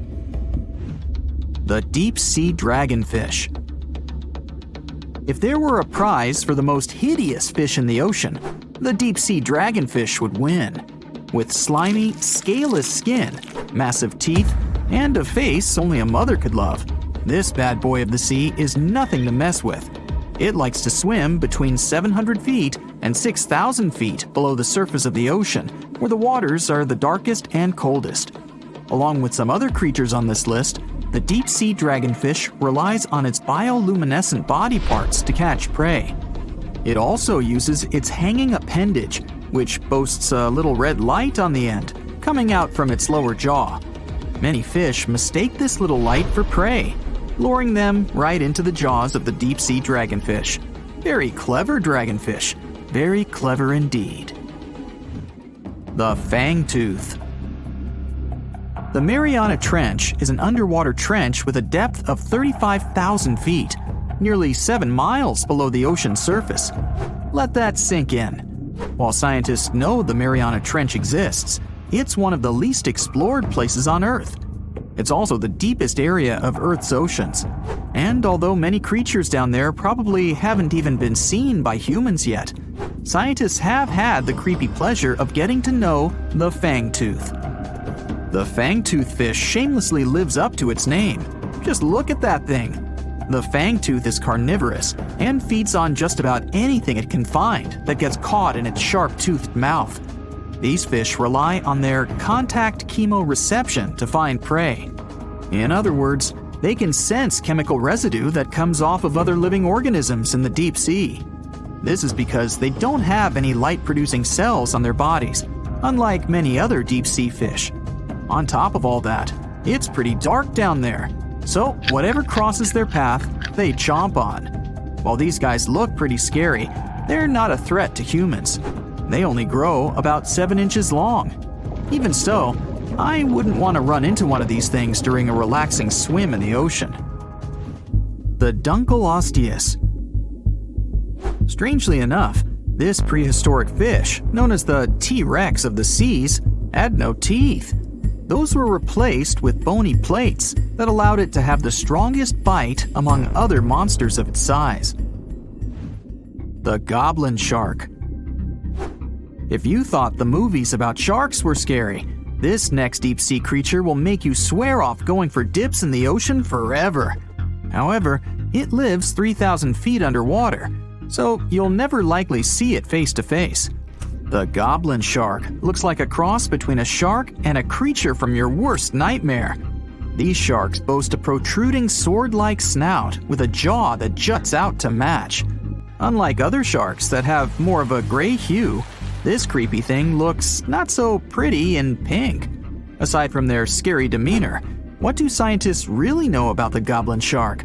Well, not much, except that they can grow up to 18 feet in length. Looks like there's still a lot to learn about these guys, if you dare to. By the way, did you know that sharks don't sleep? Many species have to keep water moving over their gills to get oxygen, so they can't fall into a deep sleep like we do. That's why they stay half awake during rest. Typically, sharks don't even close their eyes. The cookie cutter shark. This shark is a living horror, with lower teeth being big and sharp, while the upper ones are much smaller. When its teeth fall off, the shark eats them to maintain calcium levels. Pretty smart solution for a shark. The frilled shark. Studying the frilled shark is like looking through a portal back to prehistoric times. That's because scientists think that these eel-like sharks haven't changed much since their oldest ancestors roamed the deep sea waters, so they're sometimes referred to as living fossils.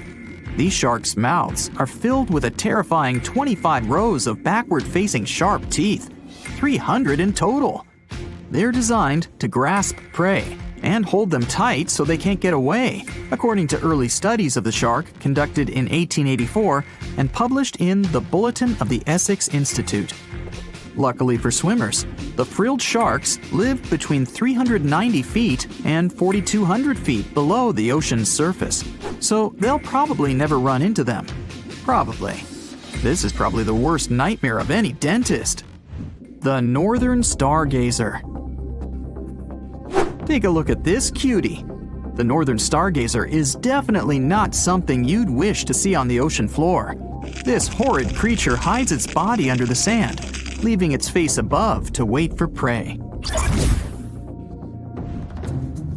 The tasseled wobbegong. Here's another carpet shark on our list. It lies low on the bottom of the sea and patiently waits for its prey to come by. The Australian ghost shark. The Australian ghost shark isn't really even a shark, but a very bony fish. It's also a living fossil. It hasn't changed within the last 400 million years. Believe it or not, sharks and humans have a common ancestor that lived around 440 million years ago. Even though we both evolved in our own way, there are still some signs of that connection. For example, the genome of an elephant shark is very similar to humans. The Leopleurodon. This list of terrifying creatures would be incomplete without mentioning the terrifying and prehistoric Leopleurodon. This carnivorous marine reptile existed during the Colovian stage of the Middle Jurassic era and ruled the waters at 9 feet in length. Scientists believe Leopleurodon thrived in this deep-sea trench because of its ability to swim long distances and its 4 paddle-like limbs. While they probably weren't able to propel themselves toward prey like other animals of the area, they did manage to accelerate and attack very ruthlessly and efficiently. Additionally, they relied on their long snouts to smell prey, which leads scientists to believe they didn't rely on sight for hunting. This means they could have thrived in the dark Mariana Trench. Around 150 million years ago, Leopleurodon became extinct due to competition for prey against other thriving marine reptiles. And I think I speak for all of us when I say, thank goodness for that. Considering that scientists have only explored 5% of the ocean floor and found some of the scariest sea creatures imaginable, one can only dream of what other animals reside in the deep sea waters. Perhaps it's best to keep them in your imagination. Am I right? The megamouth shark. This shark is a filter feeder, and it's friendly to humans, although its huge mouth can look quite threatening. Like basking sharks, it swims with its mouth constantly wide open, as if it were on Twitter. The gulper eel.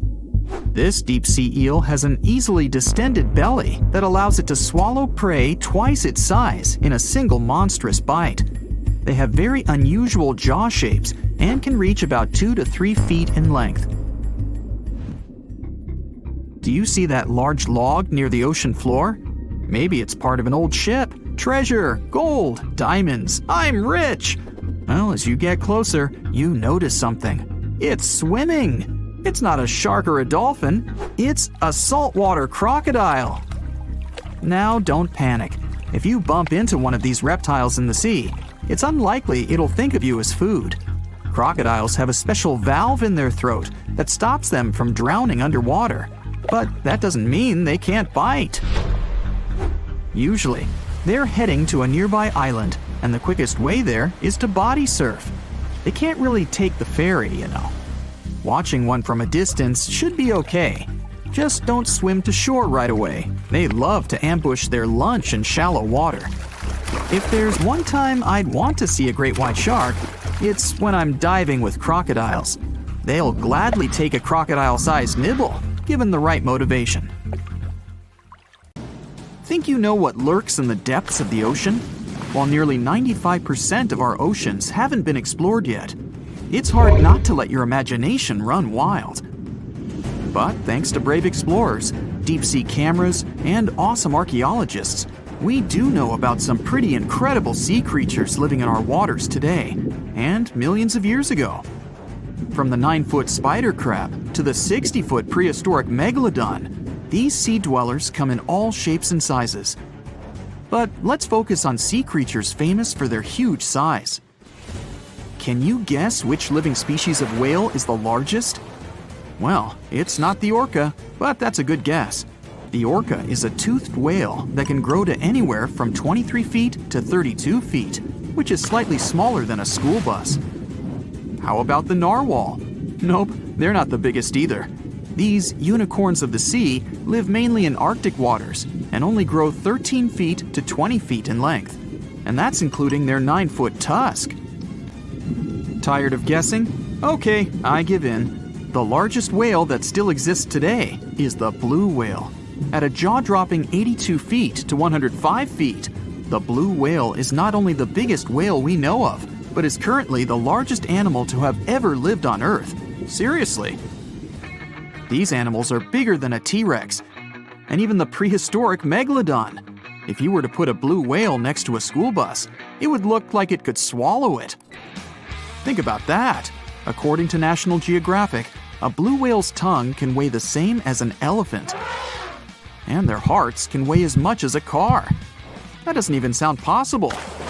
It's no wonder these giants need to eat about 4 tons of krill every day. While there aren't too many animals living today that can compete with the blue whale's epic proportions, there is an entirely different species that is a good contender, and it's not quite what you would expect. It's a jellyfish. No, I'm not talking about the little jellyfish that wash up on the shore and ruin a perfectly good day at the beach. I'm referring to the lion's mane jellyfish, the biggest jellyfish around. This invertebrate can grow up to 120 feet long. They also come in different gorgeous colors like red, purple, or even shades of orange. As if their length wasn't impressive, the lion's mane jellyfish boast a whopping 8 sets of 70 to 150 tentacles. That means they can have up to 1,200 in total. And here's the giant oceanic manta ray, the largest type of ray in the world. Their wingspan can be longer than a bus. These guys can reach 30 feet in length. They also have the biggest brain compared to body size among all fish. Unlike their stingray cousins, mantas don't have venomous tails. And while the lion's mane jellyfish and the blue whale are yet to be beaten for the longest sea creature, there is one marine creature that can grow even larger in length. The Portuguese Physalia physalis, tentacles and all, can reach a length of 165 feet long, and that's according to mentalfloss.com. While this thing may look a lot like a jellyfish, it's actually known as a siphonophore, and there are hundreds and sometimes thousands of them that are genetically identical. Their long tentacles help the organism catch prey, and its sting is fatal to most animals, even humans in some cases. What's even creepier is that if one of the tentacles comes off the organism for whatever reason, it can float around the water for days before decomposing. Even if it's detached, this tentacle can still sting you. But don't go running out of the ocean just yet. Your chances of being hurt by a Portuguese Physalia physalis sting are pretty slim. However, if you do get stung, the side effects aren't pretty, with welts, stomach cramps, an elevated heart rate, and an upset stomach. While you don't want to go anywhere near these long creatures, they sure are pretty to look at. Check out all those colors. The Shastasaurus is the biggest marine reptile that has ever existed. These predators lived during the late Triassic period, about 210 million years ago. These amazing giants could reach lengths of up to 69 feet and weighed more than 75 tons. This made the Shastasaurus as heavy as a blue whale. And if you could stand this creature up vertically, it'd be as tall as a 7-story building.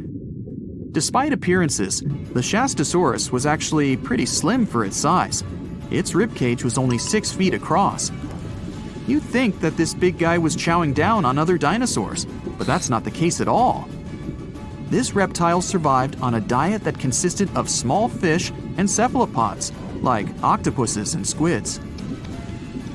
The Albertonectes is a bright representative of the plesiosaur family, meaning that this marine reptile had a small head on an incredibly long neck and large flipper-like limbs that helped it move through the water.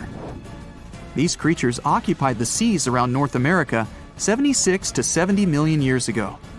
The length of this sea monster could reach 38 feet, with its neck taking up 23 feet of that length.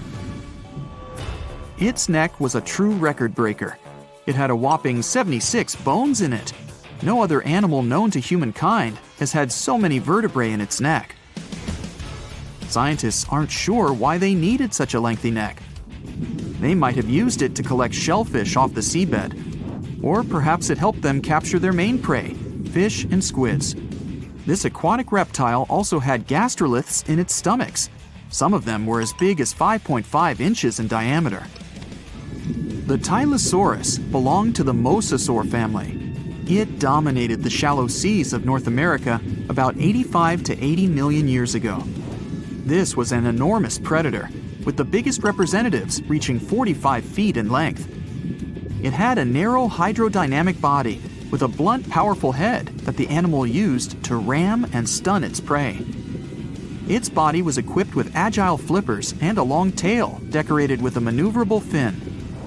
The Tylosaurus was a carnivore, and its diet included not only fish, turtles, and small sharks, but also other mosasaurs, plesiosaurs, and flightless birds. Meet Ophthalmosaurus. This prehistoric reptile thrived during the late Jurassic period and lived in oceans all over the world. Ophthalmosaurus weighed somewhere around 6,000 pounds and grew to approximately 16 feet long, according to newdinosaurs.com. That's about the same length as the beluga whale that exists today. It's too bad these guys went extinct before we had a chance to see them ourselves, as their cartoonish wide eyes and dolphin-like features are pretty darn cute. Of course, the Ophthalmosaurus evolved over time to become ophthalmologists, or eye doctors that we know today. No, that's just a lie. Just testing you. The Mosasaurus is a truly gigantic predator that dominated the seas all over the world about 66 million years ago. According to fossil evidence, some specimens could be more than 50 feet in length. This fact makes the Mosasaurus the biggest marine carnivore of its time. One of the most terrifying things about this creature was its crocodile-like head, decorated with literally hundreds of razor-sharp teeth, neatly organized in 2 rows on both jaws. The thing is that it was pretty challenging for the Mosasaurus to grab its prey in the water. That's why it had all these teeth, plus something special: pterygoid teeth anchored to the bones on the roof of its mouth. This made hunting and holding onto its prey much easier. The Styxosaurus belonged to the plesiosaur family and lived during the late Cretaceous period, around 85 to 70 million years ago. Upon first glance at this dinosaur, you might mistake it for a sea snake, and it'd be an honest mistake. Styx. How heavy is the largest living snake? How can a snake eat a whale? Get ready, I'm about to answer these questions. Before the last ice age, giant mammals like mammoths ruled the world. The modern animal kingdom we're familiar with was shaped around 55 million years ago. I mean, there were still 1,000-pound bear dogs living from Asia to America. But modern whales, for instance, began to appear later. I'm saying modern whales because, surprise, surprise, whales weren't always fully aquatic. The ancestors of the ocean's biggest animals once walked on dry land. They had 4 legs and lived on the coast. Now, I want to introduce you to a snake that used to eat these whales, the Paleophis, a genus of a marine snake. Scientists say it's hard to understand how big the Paleophis was due to its fragmentary fossil record. They assumed that it could have reached up to 40 feet long. Its fossils were found in different parts of the world, from England to Morocco and Virginia, USA. The Paleophis is extinct now, and sea snakes today are only about a quarter of the size this majestic creature used to be. So no need to worry about this underwater monster. But there once was an even bigger snake, the Titan boa. It was around 50 feet long and most likely weighed over a ton. It used to live in what is now known as northeastern Colombia around 60 to 58 million years ago. Scientists say that it mostly fed on fish. Another giant animal that lived in the past was the black Gigantopithecus. These primates aren't related to gorillas. They lived in the area of modern China. Some people believe that they're still alive, but so far, no one has laid eyes on them. Some people even go further and say that the stories of Bigfoot or Yeti are based on these animals. This rodent became extinct about 2 million years ago. Its main habitat was South America, more specifically, Uruguay. What's astonishing about this species is that it was the largest rodent ever known. It was bigger than a bull. Scientists believe that it weighed up to 1,000 pounds. A distant relative of this rodent is still alive today. It's called the pacarana. It's a rare animal that lives in South America. It weighs up to 33 pounds and measures up to 31 inches. not including its cute and fluffy tail. The Arthropleura was an insect that lived in prehistoric times. Imagine a giant millipede measuring up to 8 feet in length. Here you go. It was one of the largest land animals of its era, about 315 million years ago. The Arthropleura's shell was covered with tough plates. These plates were there to protect the creature from damage. Most of the time, it burrowed into the ground to avoid becoming some other animal's dinner. Meet the Megalodon. Millions of years ago, this shark lived in the ocean and ate other marine creatures. It had wide teeth, and its jaws were so powerful that the animal could finish off its prey with the force of its bite. It was one of the largest sharks to ever exist. Yet, this predator also went extinct. Scientists don't really know the reason. This made me wonder why animals were so big in the past. Nowadays, smaller creatures flee or hide from predators. But apparently, it wasn't like this before. Many centuries ago, animals didn't just run or hide, they fought back.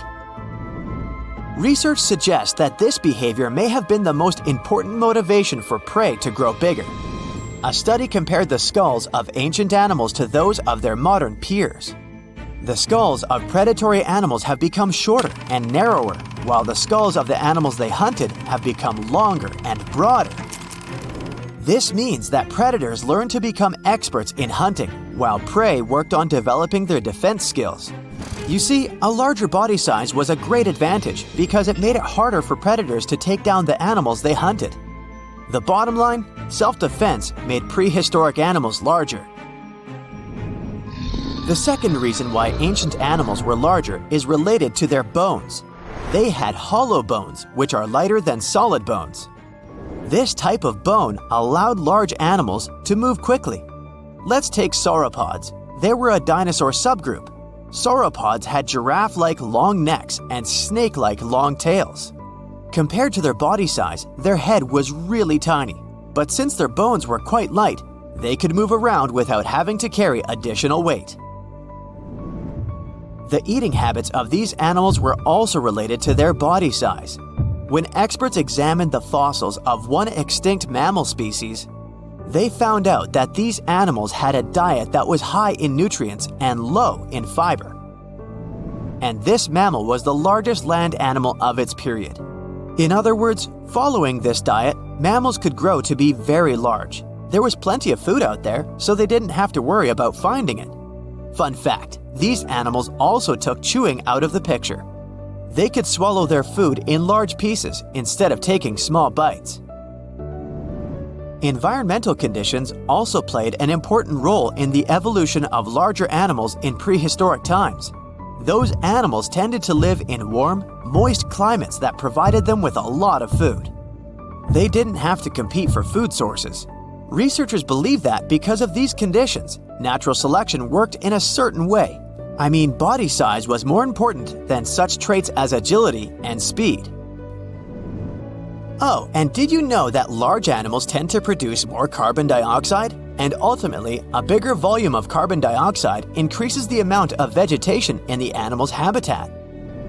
As for the abundance of oxygen in the atmosphere at that time, it could be another vital element for some animals' growth. A good but scary example of an animal that benefited from the high levels of oxygen can be the cockroach of the Paleozoic era.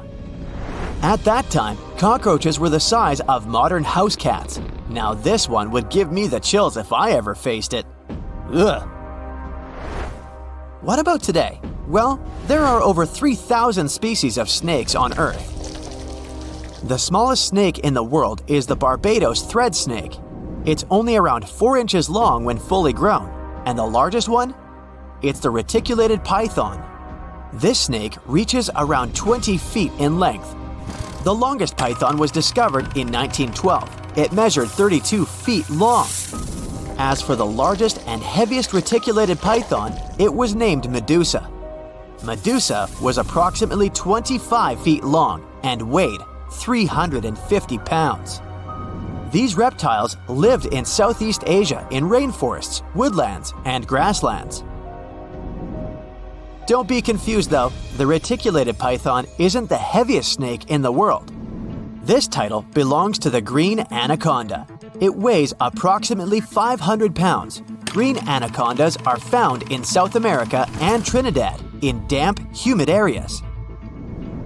I have a bonus for you. Here is a flying snake. You can find these snakes in Southeast Asia.